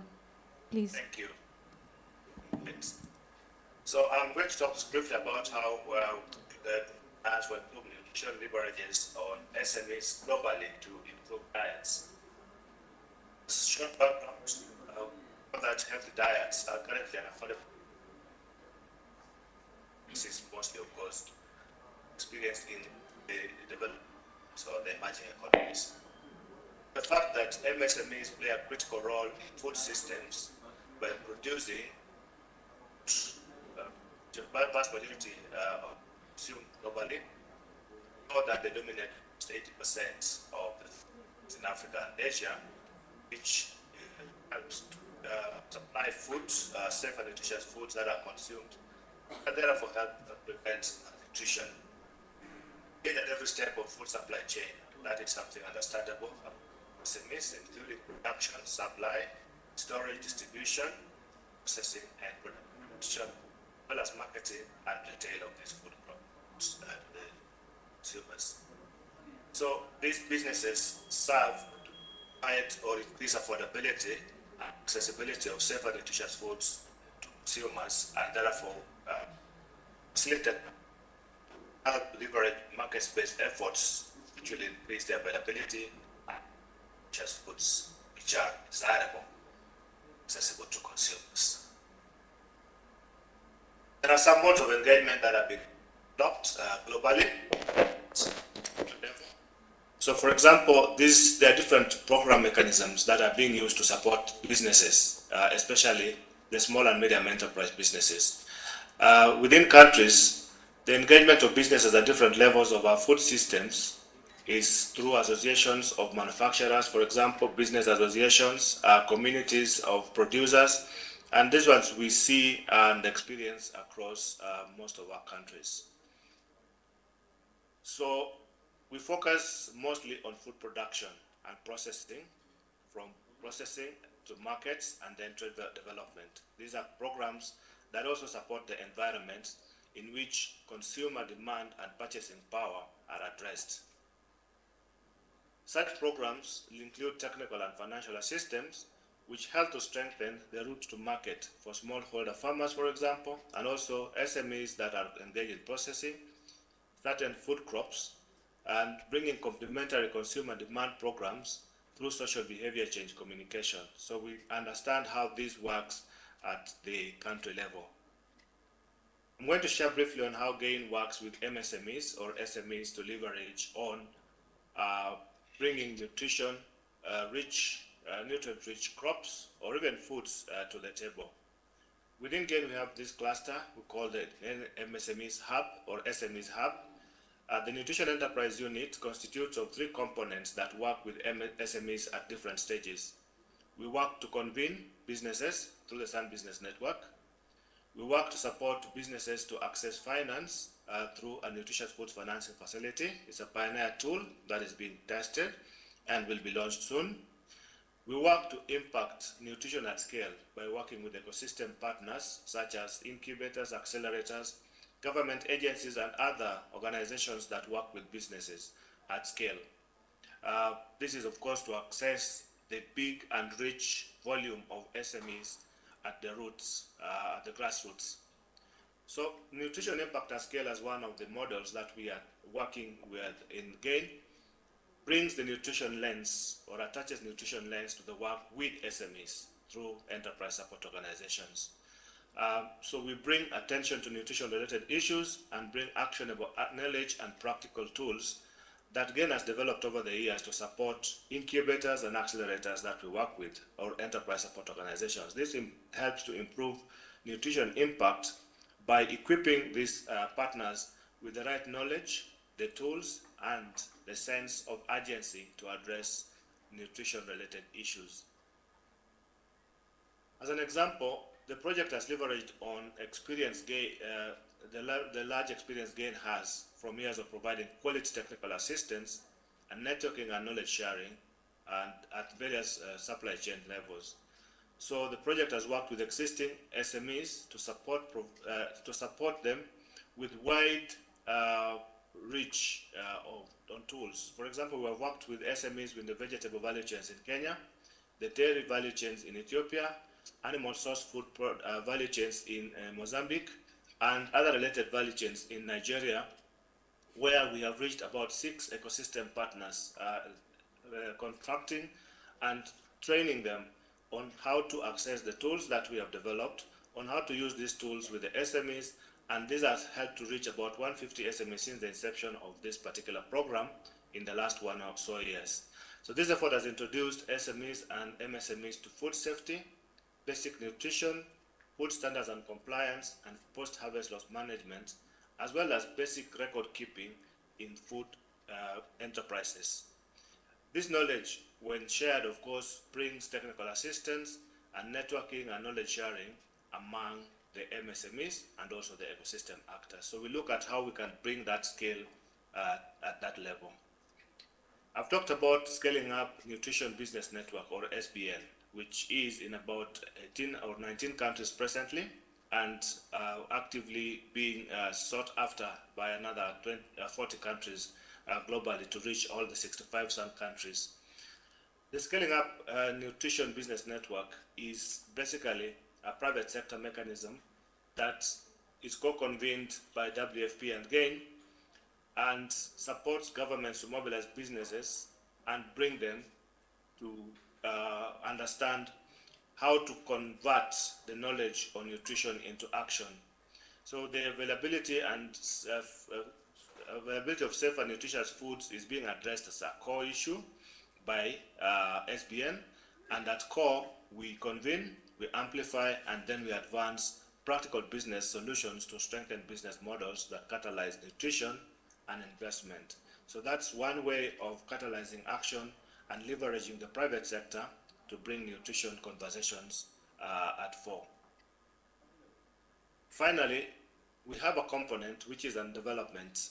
This is in development in the sense that though we have been providing financial assistance to SMEs, we are now looking at a more practical approach, one which connects businesses to market systems in a more consistent manner. And this is a nutritious food financing facility, or a debt facility that SMEs within the nutrition space can access to specifically respond to their issues. They have a unique set of needs that traditional finance cannot address. So we need a blended format that addresses the gaps that SMEs in nutrition face, and these gaps include effects of climate, for example. They include shocks, such as the ones we're experiencing in the war in Ukraine. They include other shocks that SMEs in the food systems face that are very specific to themselves. And so to address this, we need a tool or a facility that can bring a closer look at how these gaps should be addressed without penalizing or bringing punitive measures on finances to nutrition. So in partnership between INCOFIN and GAIN, the N3F, as we know it, has developed a concept that is going to leverage on impact first funds, blended finance, and debt financing to SMEs in sub-Saharan Africa. Basically, this is going to provide a pathway for SMEs to access the right finances within the food systems that, of course, will help them to scale. The second component of this particular facility is technical assistance. So it provides pre-investment technical assistance to food SMEs. Why this is important, again, is that most nutrition-focused SMEs lack the finances or even the opportunities that are required to generate the right business knowledge on nutrition, to be able to build capacity and even to build the right skills on how they can pitch their businesses to investors. So this technical assistance facility that is provided within N3F is one that targets to equip them with those skills, the right tools, building on their financial and business models, and as well as building on their reach and understanding of nutrition elements within their businesses. With this level of assistance, we are aware that the SMEs within the food systems are able now to bring a richer and more consistent offering even to investors in nutrition. So technical assistance and monitoring helps also to bring new knowledge that, of course, is going to be useful to inform future decisions. So we do also, as part of that facility, we monitor and build a lot of learning tools which will be used to convene and influence more stakeholders to address nutrition investment. So with these three, GAIN has been able to address issues around leveraging private sector and SMEs in that context to address issues around food systems. So in conclusion, I'm saying that the private sector has extensive expertise in product development and innovation. This can be harnessed to make nutrient-rich crops, which have been produced in different value chains, more affordable and desirable, as well as generating the demand and understanding and creating a high level of consumer behavior which will impact on the decision-making processes. These are skills that are critical to improve nutrition for all populations. I think with that, I would like to say thank you very much.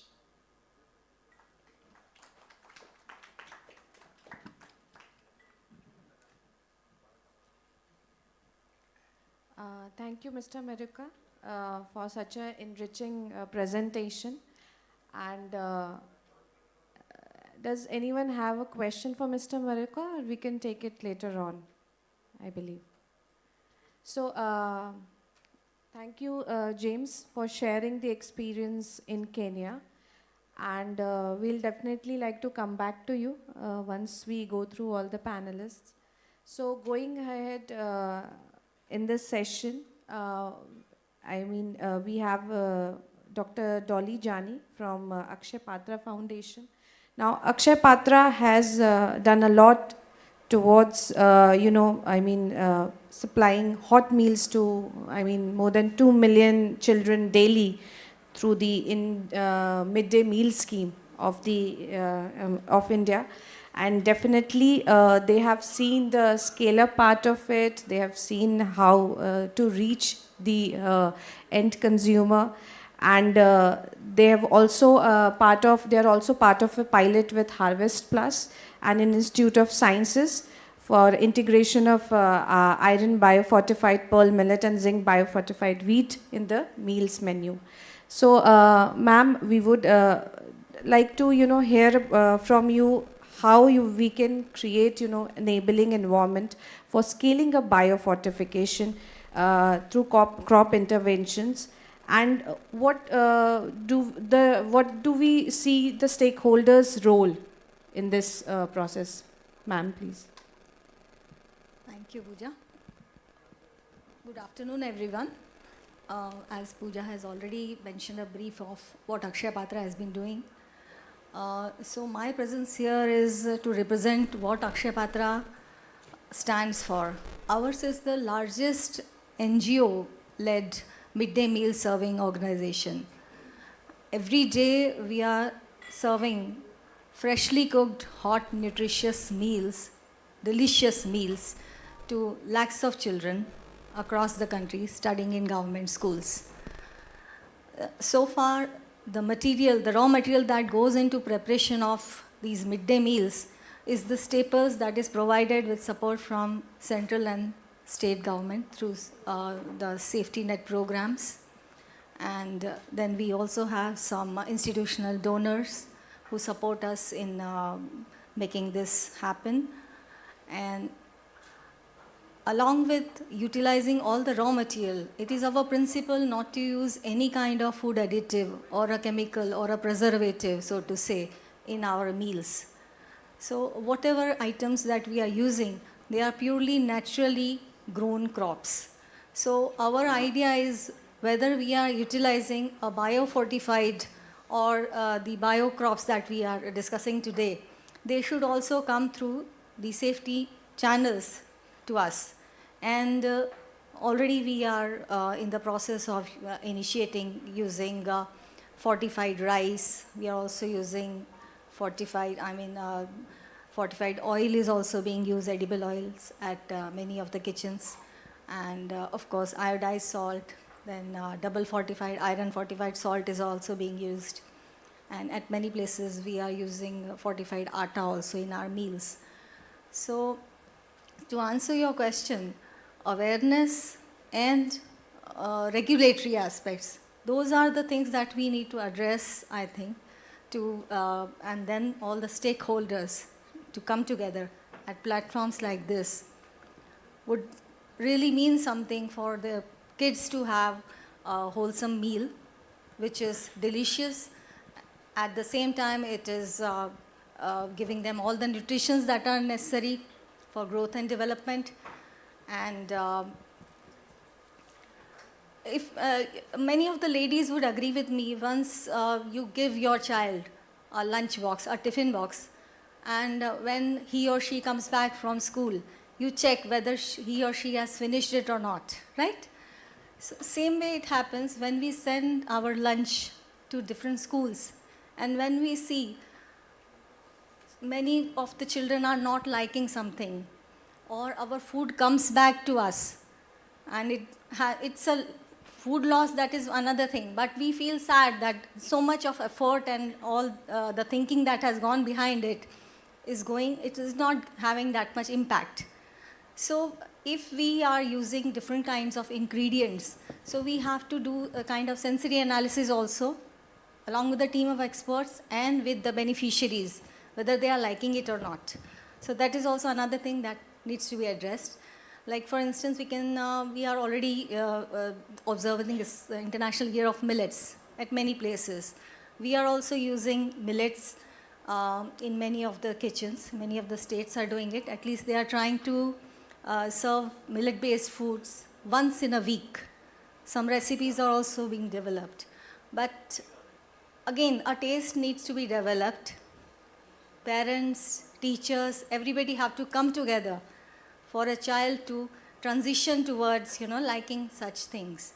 Because if children, they are resistant to change. Once they are used to getting a typical kind of khichdi, suppose, if you replace it with a millet-based thing, so I can speak about the children that we are serving. They are mainly the preschoolers and the primary school kids.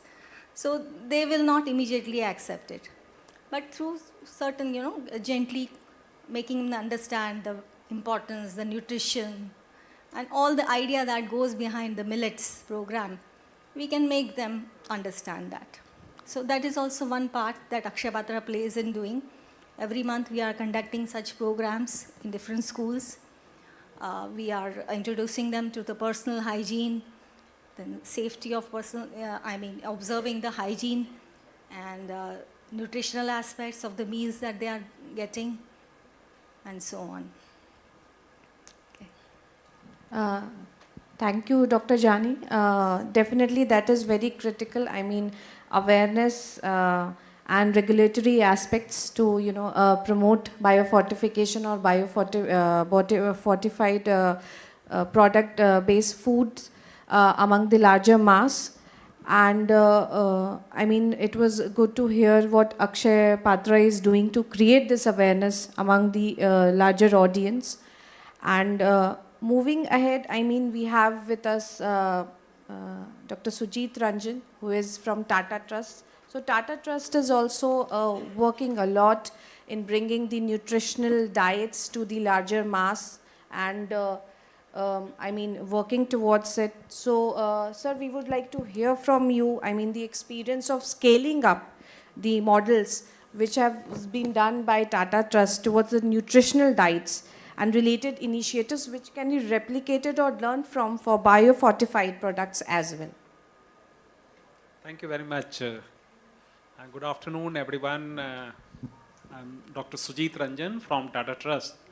And Tata Trust is having mandate to ensure to provide the affordable, accessible, the nutritious food, and also provide the technical, operational, and managerial support to various stakeholders, whether it's a government, civil society organizations, private partners.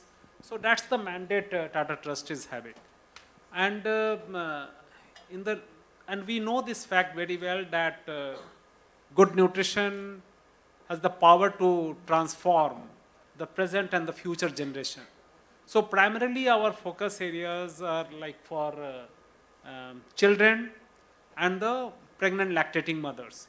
So here, if you see our country and globally also, food is the basic need.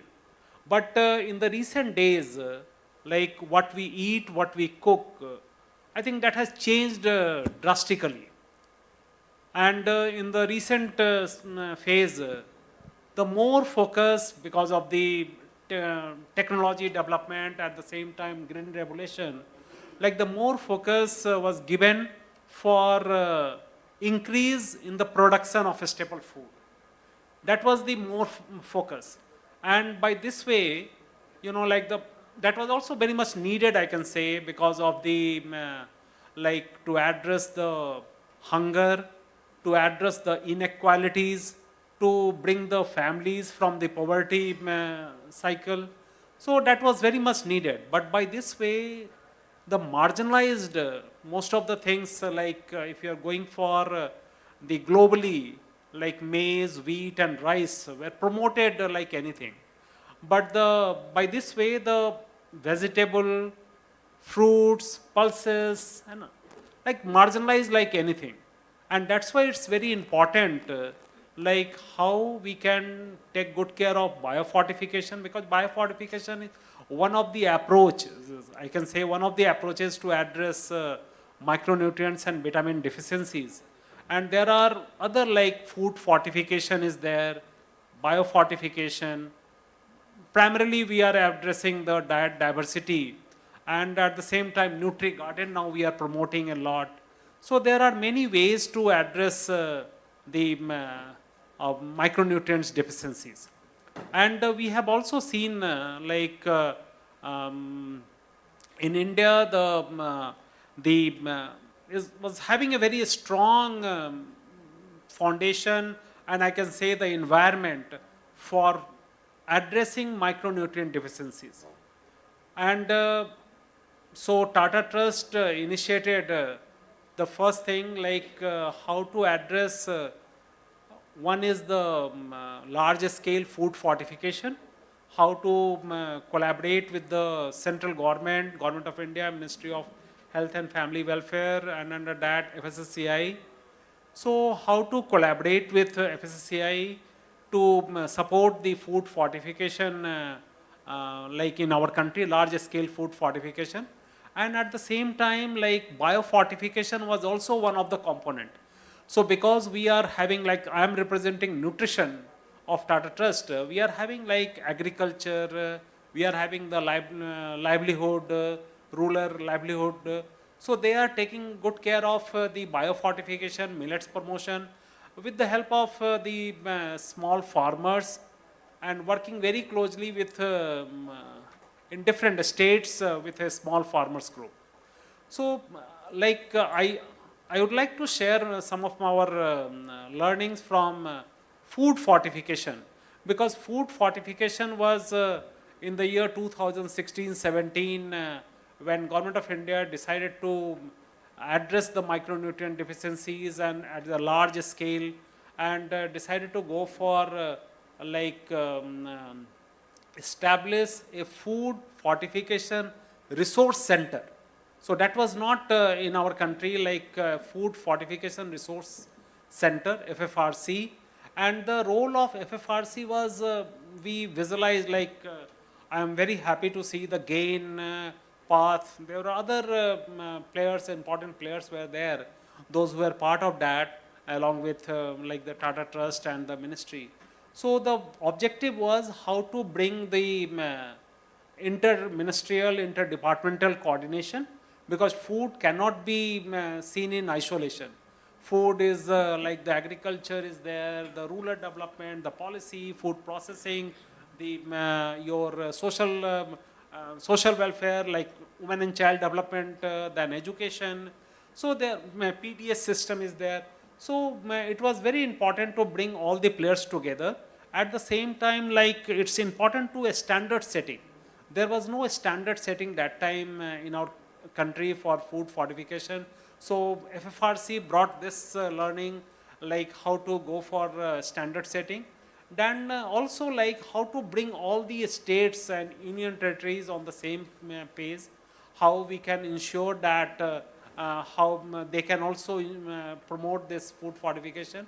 For that, it was very much needed for capacity building, training to all the functionaries. So that was also one of the important component. Then at the same time, awareness for the demand generation among the community, how the product is going to be in the open market and people can encourage to buy. So those things FFRC provided that support to many states, and also bring all the private players together for rice fortification, for milk fortification, the double fortified salt. Then at the same time, like how we can go for some research work. It's not only just promoting, rather various research conducted here in the country, and globally we tried to learn from various countries. And our internal research also supported some of the intervention which was initiated by Government of India for the fortification.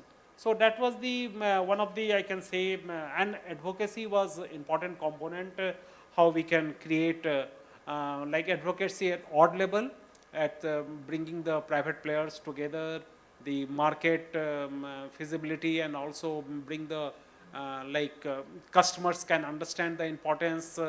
And you might have seen lots of advertisement, aaj se thoda kam, from Rajkumar, or many other advertisement, so that we can promote the fortified, double fortified salt, we can promote the milk, rice, edible oil, and that can be a part of the family. Yeah. Thank you so much, Dr. Sujit Ranjan. Thank you for sharing with us the previous experience. We gathered that collaboration amongst the different stakeholders, including government, private sector, of course, spreading awareness amongst the different stakeholders, especially the community, and bringing everyone in on one platform. These are some key, areas on which the biofortification, promotion can also look into. So thank you so much for sharing with us. We'll definitely get back to you for more knowledge if the time allows us. So moving ahead, we have with us Mr. Pratik Rastogi. He is founder of Green Day. We are moving to a panelist who is from the private sector itself, and they are one of the, policy initiatives which in the previous section someone, said was incentivizing the growing of the biofortified crops. So here Green Day is doing that with the farmers of the country. And Mr. Rastogi, will definitely would like to learn from you, that how availability of such varieties, that is biofortified varieties, can be increased for production by the farmers of the country. And what would be the challenges which farmers will face and how we should, address them? Over to you. Thank you. A very good afternoon to all. Just to give a brief introduction about Green Day, we are working with resource centers near the farm gate, from where we are able to give these seeds, biofortified seeds, to our farmers, give them certain extension support in terms of farm advisory, soil testing, nutrition management, so that we can help them bring down the costs of production. And simultaneously, when this produce is being made, we are incentivizing them with small value premiums over what is the, let's say, the market price or the minimum support price, and that is how we are buying back from the farmers. So in our experience of the last 5 years, we've been able to work with thousands of farmers and able to convert them towards usage of biofortified varieties. But here the clear factor which has worked for us is only the value premium that we are giving to them over the over the commercial price. So in terms of the farming community, I will share these experiences. A farmer come and tell us, look, we will grow anything for you, provided you can give us the right compensation for the price. And farmers are a smart community, they are businessmen. So they want the profits, just like any other industry, they want maximum profits out of the farming operations. But in this entire discussion around implementation of biofortification, whether it's the government or the private industry, today we do not have a mechanism to give them a value premium. There is nobody which is who is currently providing them a value premium over the market price or the minimum support price.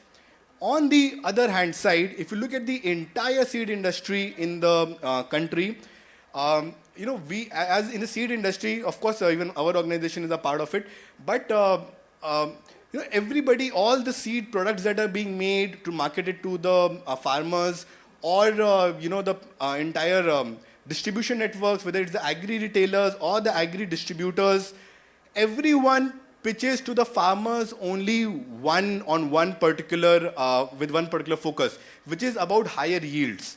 So every product that is made, which is a seed product, the positioning is around higher yields. And that's what the extension managers go and tell the farmers, look, use this seed variety, you will get more yield.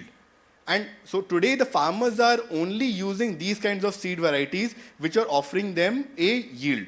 If we want them to switch towards biofortified varieties, which are currently giving them, let's say, a little bit less yield as compared to some of these top selling brands which have the most market share, we simultaneously need to give them that value premium so that when you multiply these two things together, the farmer's net operations from that farming can be profitable. And farmers do calculate that, all right? So it all comes down to this, that are we able to provide the right incentives? Are we able to provide the farmers with these value premiums at the time of harvest right now? So in order to solve this problem, it's clear that we need these kinds of products to be demanded by our urban consumers. If the demand from the urban consumers is there, then we will be able to pass that value premium to our farming community as well. Now, when will that be possible? That will be possible when biofortified staples or products made out of biofortified staples, they become mainstream products. They become the new lifestyle. They become demanded products from our urban consumers and counterparts. So what does that need? That needs education at the urban consumer level, so that they begin to recognize that these nutrient deficiencies are very real and very important. They are able to see that they can meet these nutritional deficiencies from simple staples like biofortified products, and that becomes the new norm. That becomes the lifestyle. So people today, if you look at all of us, the food choices that we make, it is highly driven by factors like when you talk about staples like roti, rice, etc. It's highly driven by taste, the palatability, or the appearance of the food. But that narrative needs to change towards nutrition, and that is why we started with this particular brand, which is called Better Nutrition, where we've commercialized biofortified atta for the urban consumers, which promises them more zinc, iron, and protein into the diet. This is currently being advocated by, we are collaborating with dietitians, doctors, wellness advocates, who are the opinion leaders within our urban population. So that's what we are doing, trying to make this a lifestyle brand, so that ultimately now we can generate that consumer demand, bring that back to our farmers, where we are able to provide them certain incentives. The farmers will then start demanding these seeds from the agri-retailers then to the distributors, thereby reversing the entire cycle and pushing the seed companies to start adopting some of these biofortified varieties, and especially and at least making their positioning or marketing campaigns around a mix of both yield and nutrition. Because currently it continues to be only around yield and will continue to do so, right? So yeah, those are our learnings around this.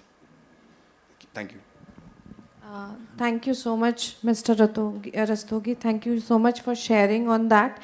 And definitely we got to know that, incentivizing the farmers, basically I learned that it was cash and kind, both the higher price as well as the requirements of a farmer are also catered to, like advisory and of course soil testing and other such, steps. And also, mainstreaming of the product is very important, so that the demand is there, so all the stakeholders of the value chain actually start working towards what is the demand presently amongst the consumers. So thank you for sharing on that. And I would definitely like to come back to you after covering the other panelists on certain counter questions on that. Sure. Thank you. And moving ahead, we have Dr. Anupam Barik, Head Technical, Patanjali Foods Limited. So, without a doubt, Patanjali Foods is one of the leading FMCG, players in the country, and they have a larger share, of course, in the consumer goods. So, definitely, Dr. Barik also brings with him more than 27 years of experience working with central government, especially the Ministry of Agriculture. So, Dr. Barik, can you please, share with us, how do you envision the role of private players in specifically commercializing the biofortified products in the country? Thank you, ma'am. Thank you, delegates. It is true that without the support of the private entrepreneurs, this biofortification commercialization cannot be takes place. As we already seen that International Year of Millets has come, is being celebrated by the Government of India globally, and this International Year of Millets has brought together the private partners, and within this short period of 6 months of its implementation, more than 400 brands has come out, more than 32 recipes has come out, all are through the private companies. Coming to this ready-to-eat food, commercializations of the different products, all the leading companies, ITC, Patanjali, everybody has come forward to an umbrella of this international year. More than 21 ministries and departments are engaged in this implementation. More than 114 varieties has been developed under this umbrella. More than 50 FPOs has been formed by the Maninder Kaur Madam, the MD SFSC has already pointed out that only exclusively for the millets.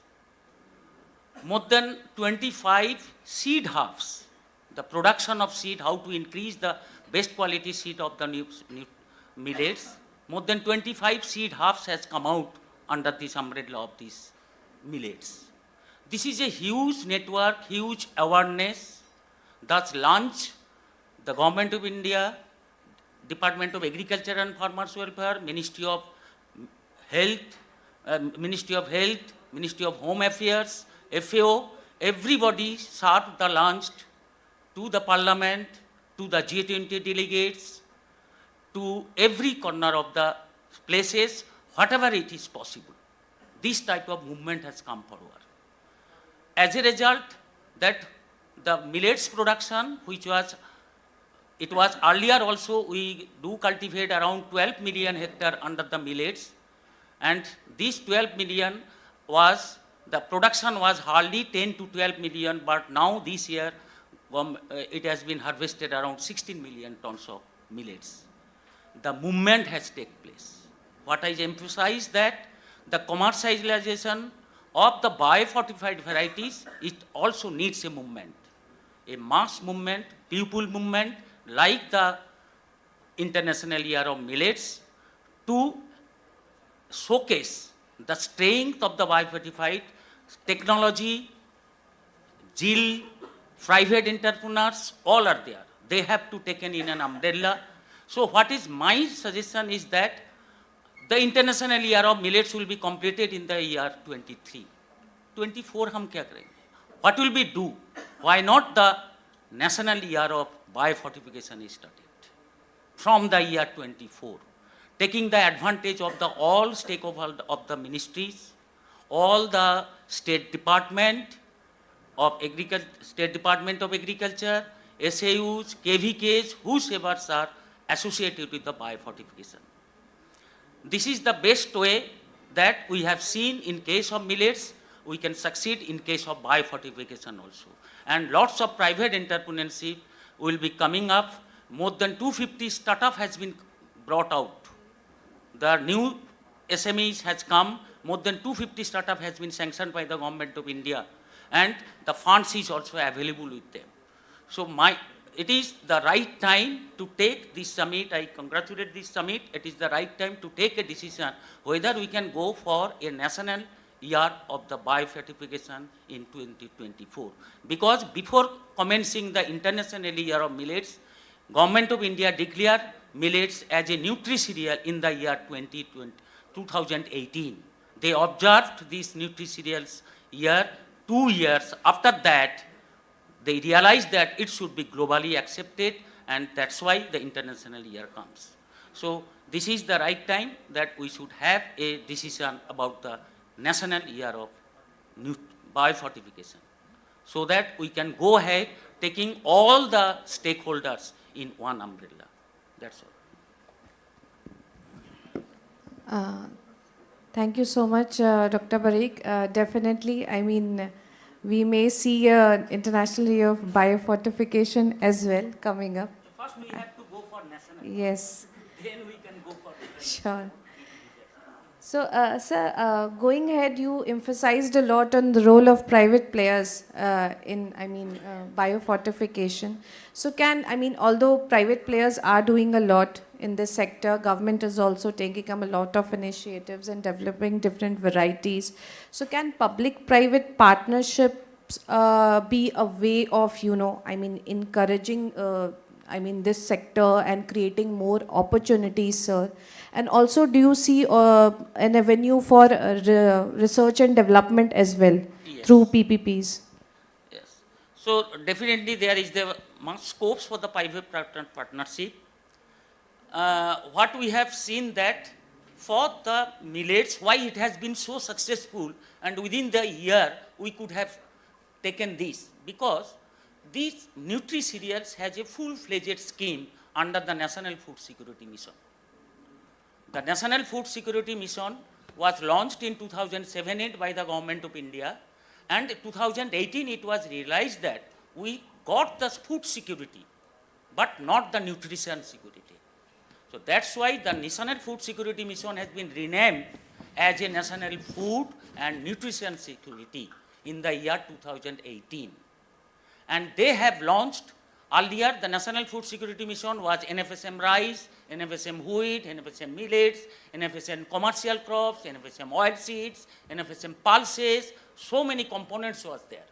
But there was no particularly for the nutri-cereals. So for that, we need a full-fledged scheme under the NFSM, National Food Security Mission, that biofortification. Nutri-cereals under the NFSM has several components to assist the private partnership, because the has pointed out that we have 114 varieties of nutri-cereals, 10 crops at the national level. But what is the quantum of seed production? We do not have the sufficient quantity of seed to given to the farmers. It is the millets that they have brought a seed hub scheme. It is a 1.5 crores rupees assistance is been given either to the trade government or to the private. Any private company wants to promote, wants to seed production for the nutri-cereals, they can get a infrastructure including the production subsidy of 1.5 crores. This is lacking in this of the biofortification. Private partnerships should come forward. If the seed hub, what I told earlier, that more than 25 seed hub, why the India come forward in the pulses? We are a shortage in the pulses, but last 2 to 3 years, we are near to self-sufficiency in case of pulses, because government has developed 150 seed hubs in case of pulses, and the seed produced to the seed hub is being distributed free of cost to the farmers for its cultivation. We need the seed hub for biofortification. The seed produced from the seed hub will be freely distributed for initial 2 years for their adaptation, for their proper cultivation. Like way, all the seed companies can come forward in the seed production process. Number 2, the private sector is coming forward for the commercialization of the product. The commercialization of product, there is a component in this nutri-cereal, and the Government of India is giving sufficient fund for the agriculture infrastructure fund. It is a separate scheme for 1 lakh crores budget with the Government of India, that agriculture infrastructure fund can be taken up by the private companies and by the rest of the stakeholders also, any of the stakeholders, that processing unit, processing facilities can be developed, taking the production from the seed hub, whatever the multiplication. Dr. Jadhav in morning session has already pointed out that we have 10 million hectare under the nutri-cereal crops. But why not we can identify that how much is for the for biofortified crops? That has to be earmarked. The minimum 5 million, minimum 2 million. Each crop national target is being fixed. Rice, this much. there is a process of national target fixation. So this target fixation should be there for the biofortification. This year country will go for 2 million or 1 million, whatever it may be, the target can be fixed so that it can move forward. So there is lot of scope in the public-private partnership, starting from the seed production and ending from the main products and the commercialization and marketing of the program. So we do not have a full-fledged scheme for the biofortification, which is definitely needed to push. Otherwise, individual, so far Patanjali is concerned, we have tried in the international year of millets to launch specific products. But still now we are not thinking over, Patanjali is not thinking over for the biofortification. They have no doubt of the fund. But the commercializations, its prospect, its future value, business aspect, how much business it can give, that is not clear to us. But in the year of international millets, some path has been given by the government of India, some direction has been given, that this will be the benefit, this is the incentive, subsidy incentives to the private companies who will launch the millets-based products during this year. This type of advantage, this type of policy decisions should have to be taken care of so that each and every private company is very cautious for their business. They know there is a demand, this type of product which click in the market. But the future prospect, what is the ultimate aim of the government of India to push this biofortification up to what level, that is to be fixed first. Then only private company will be definitely come forward to take this challenge. Thank you. Thank you, Dr. Barik, for being very candid on what is required. I mean, at the government's end as well. We are talking of incentivizing not only the farmers, but of course the private players as well. And definitely we take this, recommendation of coming up with dedicated scheme and dedicated focused interventions, which in fact cover different stakeholders across the biofortified product value chain across the country. And going a bit back to the farmers bit, I would come back to you, Mr. Rastogi, that since you're working with farmers intensively in this domain, what challenges do you face? Making them reach the market properly, and what are those challenges and how do you overcome them? Thank you for the question. So the market currently for such biofortified crops is yet to be developed. There is no natural demand that is coming to organizations like us from the urban counterparts for these products. We are in the phase of developing these markets and making them accessible by our farmers. Now, when we talk about market access, it's completely dependent upon consumer demand. And this consumer demand or that market needs to be consistent and growing in order for us to, to be able to benefit the maximum farmers. Now, when we talk about, consistent consumer demand, we've been working with the consumers, taking our better nutrition biofortified atta to them, and consumers are, we've discussed this today also, but some of these factors, regarding taste or palatability or, what happens to the products, these are of absolute prime importance. I think like how Dolly Mom was saying that, kids are, the kids will not probably change what they're used to. But that is true for all of us adults as well. If we like a particular kind of roti, we will not change to another roti. Even if there's a slight difference in its taste and it doesn't click, we will not consume it. And those are practical examples that we are seeing.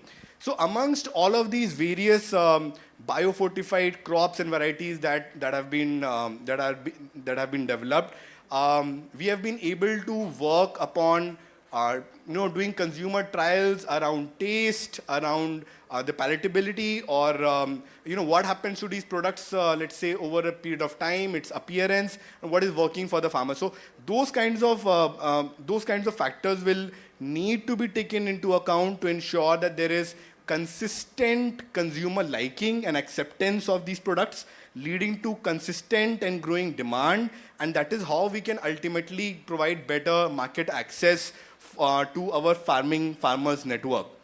But having said that, there are a few other factors.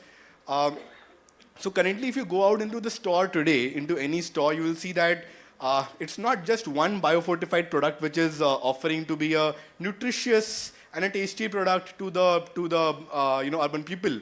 But there's so many products which are offering more or less similar benefits, and a lot of consumers are today confused.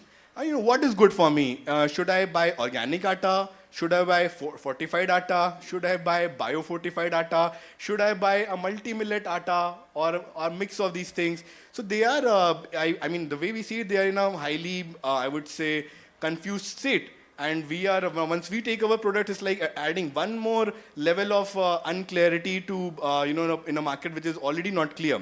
So as a lot of delegates are saying today that, of course, I mean, if the government and organizations like FICCI, if they can make it more clearer, because they are the voice. So if they can make it more clearer that, look, biofortified staples is extremely important. And as sir said, biofortified staples year 2024, something like that. Now, these kinds of things will help make it mainstream and help marketeers like us to convince our market that this is the needed product and this is absolutely right.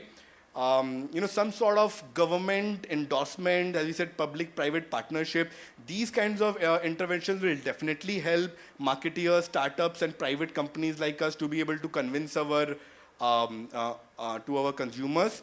And once we have done something like this, we can bring better market access to our farmers, as we said. Yes, but this will still solve, I would say, maybe around 70% of the problem. Even after this, let's say, even if we have convinced our consumers that, look, biofortified products, whether it's atta or rice, these are the right products for you to consume, still there are questions and, something is left around the trust part of it, that, what you're claiming, how right is it? Is it truly that nutrition is coming into my body? So the trust part of it, the transparency part of it, that's important to the market and consumers as well. But it's not a problem that cannot be solved. It can be solved by building, a more transparent and sort of a traceable model. So, that's what we are trying at Better Nutrition and Green Day. Now, Green Day is a network of agri resource centers which are near to the farm gate. So certain 70-odd stores such of these are present in Uttar Pradesh, from where we are getting these raw materials out of the farmers, having complete visibility over what went into the field, what was used during the production process, what came out, and maintaining a blockchain right from the pre-harvest stage to the time it gets milled. So when we have that kind of information available at our end, now the time has come.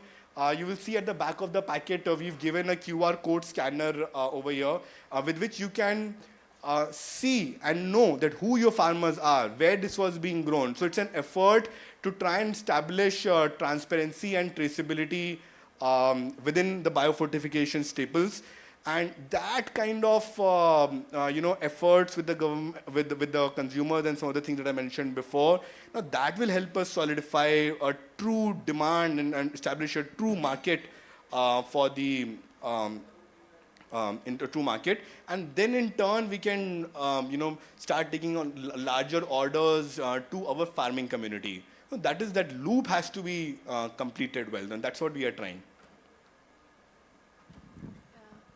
Thank you, Mr. Rastogi. That really, answers the question.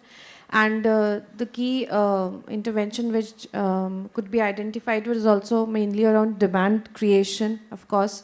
Making the larger mass aware about this product, what is the benefit of this product. So I would like to come back to Dr. Jani on this. Ma'am, you shared that, the awareness creation is very critical. on the usage or consumption of biofortified products. So what do you think? I mean, definitely Akshay Patra is doing a lot in this direction, but around, what the other foundations, what role can they play in creation of this kind of awareness amongst the larger population? Yeah, I was listening to the previous two speakers, and just to add to what Mr. Prateek has just mentioned, how a consumer will trust whether the product that they are claiming is rich in this and that. Means what is, something which gives a credibility. So, like Mr. Sujit Ranjan has mentioned that there's FSSAI has set up a food fortification resource center, and following that, subsequently, they have also introduced a F+ logo on the fortified food items, which a consumer is now well aware of. Like we also, when we go to the market, we look for, if it is a fortified item, the F+ logo has to be there. So I think something like that, what I learned today is that still FSSAI is still working on, regulations for these products. So something like that could be, in future we can look towards such a thing, if not F+ or something like that. So that is one thing which I think I can suggest. And Akshay Patra Foundation as such, we are utilizing the staples that are given to us through the FCI. So the FCI godowns, they are distributing through the PDS systems, and they are also distributing for the MDM schemes. So such products, the biofortified products, if the government regulations come through, and if such products are coming through these channels, then of course we can take them into supply, and we can then utilize it for the midday meals. That is, I think, at present the situation like that is there. Thank you, Dr. Jani. Dr. Ranjan, would you like to add to this? Yeah, I think most of the points have already been covered. But based on the learning of this food fortification drive in India, I can say this is the right time to go for a very comprehensive framework of the fortification, staple food fortification and biofortification. How they are addressing the micronutrient deficiencies, I think that's the very important thing to go for a framework. The second point which I would like to highlight, it's important to build a framework of public-private partnership for research and development, because research here is very, very important, because it's a food and already Mr. Rohingya has mentioned about the trust and all. It's important that whatever we are offering, how that is research-based our intervention. And third thing, I think I would also like to say that how we can improve the consumer awareness. Consumer awareness still we are very much confused about the fortification, biofortification, staple food fortification, fortification logo. So it's important to go for that level. Then also based on the learning of the food fortification, like the technical assistance to the food industry, it's very important, like food industry, how we can plan the way the FFRC planned the capacity building of all the private players and the food industry. That's important. Then also I would like to mention, it's important that though Mr. Anupam has rightly mentioned about the role of Ministry of Agriculture, but I would like to suggest that how we can have a separate unit or separate department under the Ministry of Agriculture for biofortification. That will give a kind of proper direction to the players, those who are part of this, and the stakeholders. And the last but not the least, it's very important for the policy drive how the social safety nets program, already we discussed that whether it's a supplementary nutrition program of Ministry of Women and Child Development, ICDS scheme, the midday meal of school and the public distribution system, how we can ensure that the biofortification is going to not only just providing to them, rather how the behavior change part and the consumption of biofortified food by the most marginalized and the people. So that I can say based on the learning from the food fortification drive in India. Thank you, Dr. Ranjan. That definitely adds to our learnings through this panel. So we are moving towards the end of this session, and we have the last 15 minutes. And I would like to open the session for the audience here, if they have some questions for the panelists present today.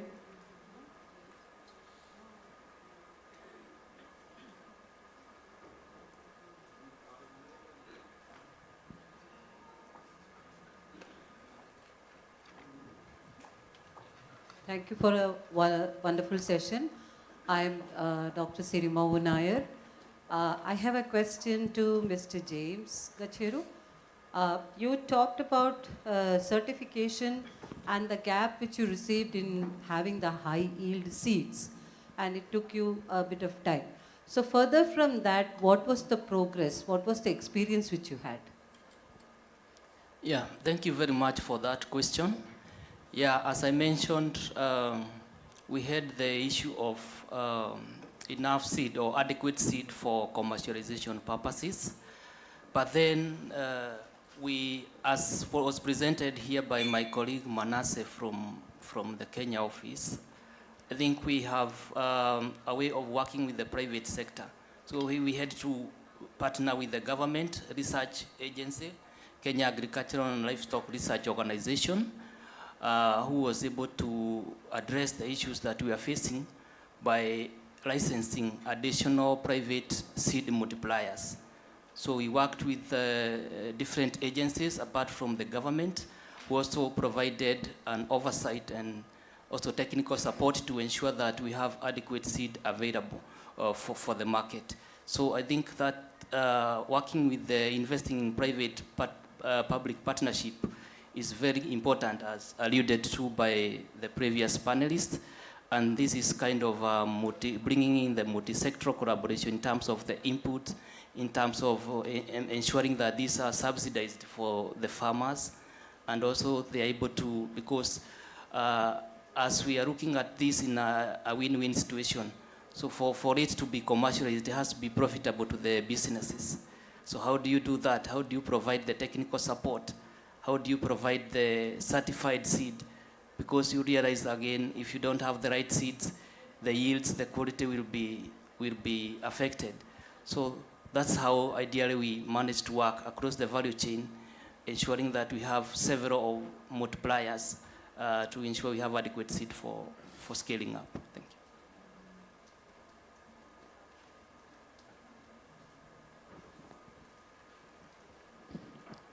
Thank you, James. Anyone else who has a question for the panelists?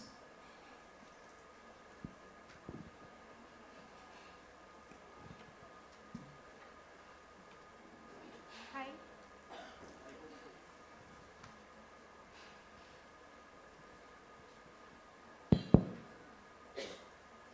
Thank you for the panel discussion. Hi, I am Gitika Bhatnagar, and I represent the marketing and communications domain of technology sector, applications, data and AI. My question is for Mr. Prateek Rastogi. Since you did share a very interesting insight on incentivizing at the farmer level, I would request you to elaborate a bit more about how you were able to provide that value premium. And taking some of your observations and insights, what are some of the suggestions that you would want to share with the policy makers so that we see a near-term impact? Everything else, if you're talking about the demand side, if you're talking about changing the consumption patterns, that would take its own due course of time. But just like you rightly mentioned, a farmer would grow something only because there is either a higher yield or a higher profit. So how do you, how were you able to provide that value premium, and just elaborate more on that?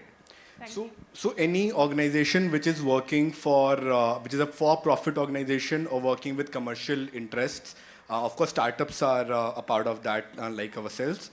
So we will be able to provide this value premium to the farmer, provided that we are able to encash that value addition. Because the value premium is for a value addition, we should be able to encash that value addition either into the consumers or B2B buyers, and be able to get that value back to ourselves, and probably with more profit for ourselves, right? So that's how the business community works. So okay, it's been a difficult path. That's why you'll see not many of us are able to do it. What we were able to do is that when we get these commodities back from the farmers, we try to find different end-use applications so that someone is going to give us a value premium for it. All right. So currently, our scale of operations is on a smaller side. Hence, it was possible to use those grains which came out, these biofortified grains that came out.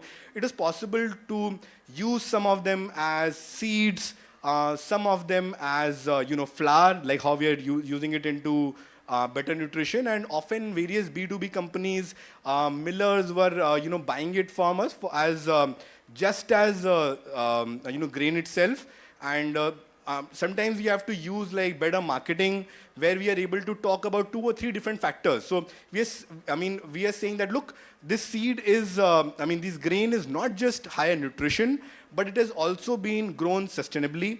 We used, let's say, biofertilizers during this process of cultivation. So giving them a bouquet of benefits with which they will probably come and give us that value premium. So that's what we've done in this 5-year journey up till now, where the grains that we bought from the farmers were used as either seed, that's for resowing, for grain, for another, let's say, milling, or directly it was milled as flour by ourselves and sold to different customers. So that's what we did. But of course, you can understand that if you have to scale it on a much larger level and make it mainstream, then we need to come up with these kinds of brands. All of us, this FMCG industry, so many esteemed peoples representing the panel today from very large organizations. Why don't we start building these brands? So of course, on one side, it's important that the government supports us, but often we've seen in the past that these brands are driven by consumer companies, by FMCG companies, right? They're the ones who lead the ecosystem. So if we are able to do some of this mainstream marketing, that is how we can get back to providing value premium. Now, of course, the largest buyer continues to be the government today, all right? And government itself has various applications for the grains that they buy from the farmers. So let's say they are giving it to Akshay Patra. So, the government needs to think at that point of time that if the farmer is doing, let's say, getting into an organic farming practice, or let's say using a more judicious use of pesticides or chemical fertilizers, any value premium which is recognizable for the consumer, end consumer, or they're using a biofortified variety, then why not give them a small premium over the minimum support price?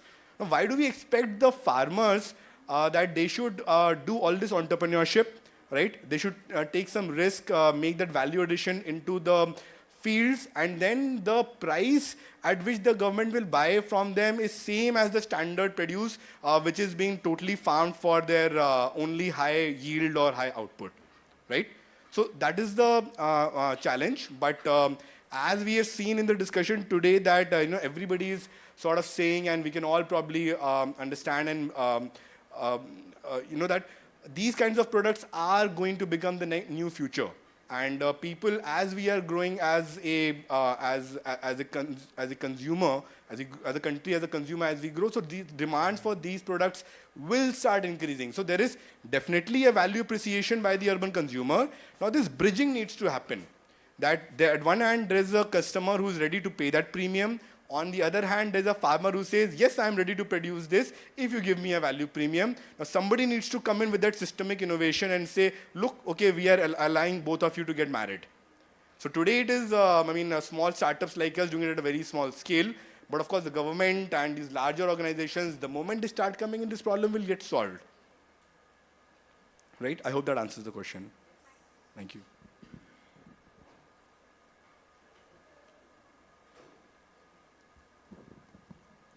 Anyone else has a question?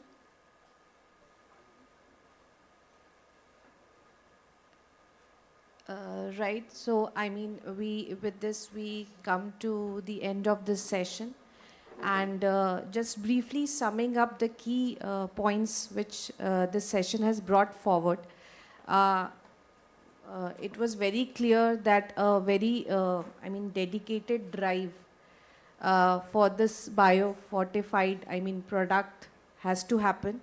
Also from the government side, through dedicated schemes or interventions, and definitely from the private sector as well, developing brand or coming up with different products.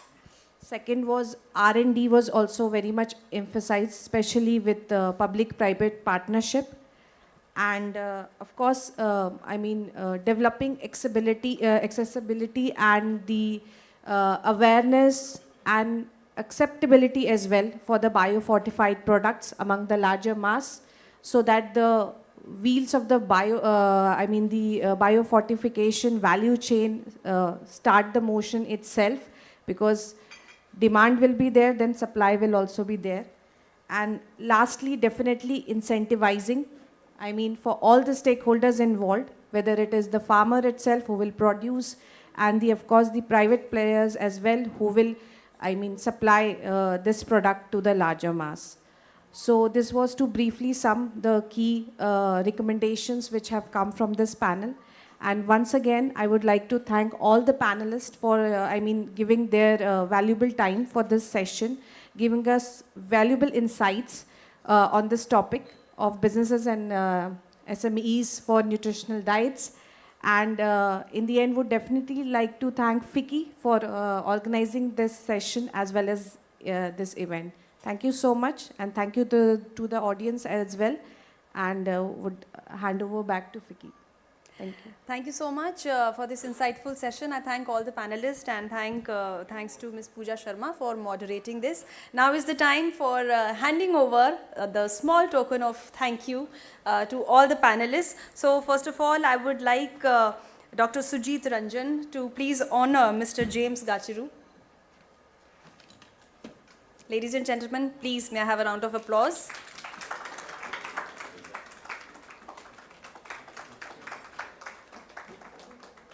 And further, I would like to request Mr. James Gachiru to honor all the other panelists. I would start with Dr. Dolly Jani.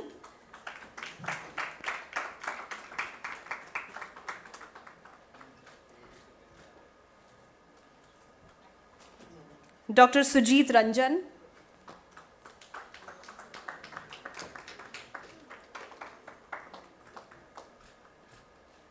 Mr. Prateek Rastogi.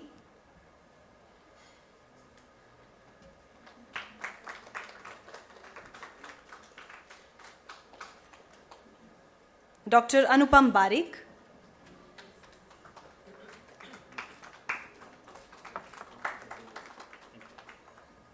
And of course, Ms. Pooja Sharma.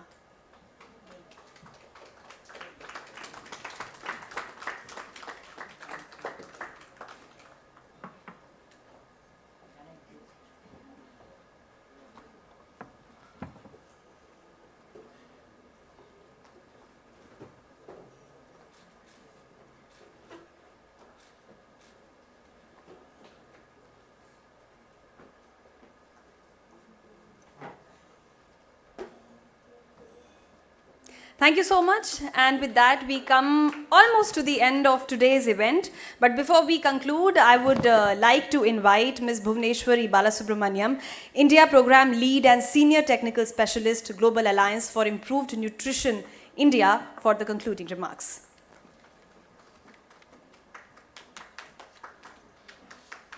Thank you. Thanks so much. I stand between you and tea break, so I'll be very brief. I want to start by thanking FICCI team. I think you guys have done a fantastic job in putting together a wonderful set of speakers and panelists. We've had a very impactful day of discussions and a lot of key points to take forward. And I think we work in a space that's not very clearly straightforward. We're talking about what we eat, and it's never really rational. If not anything, it's very irrational, it's emotional, and it's also about what you desire to eat.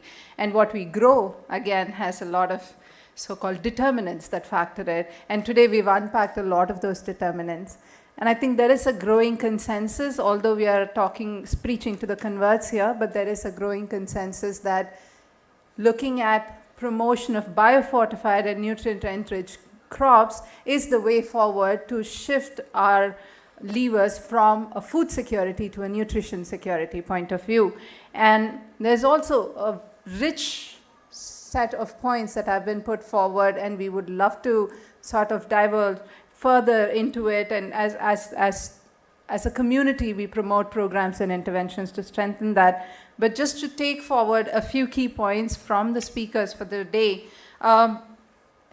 given that there is a potential of biofortification and nutrient-enriched crops to really make that shift towards healthier foods, and given that we had our fantastic speaker from ICAR, the gentleman ADG, talking about the scope that's already available out there, the scale that's already been reached, and from other panelists from across the country talking about what has been the scope that's been covered.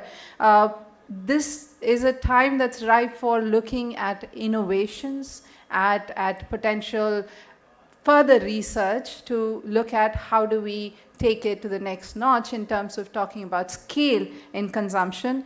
And research on bioavailability is something that came across. But I think the biggest takeaway for all of us has been that we need to focus on the seeds to have more seeds available out there. And ICAR has already done a lot of work on that. But how do we keep that momentum and scale that momentum is something that we take forward for us, at least personally, at GAIN. Also, I think another important aspect that Mr. Siraj Hussain spoke about is there are such interventions that we know we've been all sort of able to test that as a proof of concept and have been working on scaling up, but let's not forget the monitoring around it. Let's not forget the evaluation and the research around it to really look at not just capture the positive outcomes, but also to remain relevant and impactful in terms of lessons learned and course corrections as we move forward to really capture what is working and what is not working. I really liked, Rajendra, your point on how do we reimagine policies to align or integrate agriculture, food systems, and nutrition at a policy level to really drive impact at scale and build resilient food systems. We've also had fantastic inputs from Madam Maninder Kaur when she spoke about there are existing platforms, there are existing digital and technological solutions that bring together key value chain players, for instance, the KVKs and the FPOs. It's about leveraging existing platforms and really looking at how do you promote solutions like biofortification or nutrient-rich foods across these existing platforms, across the existing government schemes that are available out there, which our country has been passionately promoting. I think we've also spoken about incentivizing partners across the value chain as well, and bringing on board private and public sector, not just to commercialize it, but also to ensure that those who are vulnerable, nutritionally vulnerable, also have access to this through the safety net programs. And I would like to sort of leave a final thought here from, sort of borrowing the words of Dr. Barik here, saying, why not a year of biofortified foods, and maybe the time is here. Thank you so much. I hope it was informative for all of you as it was for me, and we look forward to more such deliberations and engaging with all of you in the coming days. Thank you. Thank you so much, ma'am, and thank you everybody for joining us today for this event and making it a huge success. Thank you so much, and have a good evening.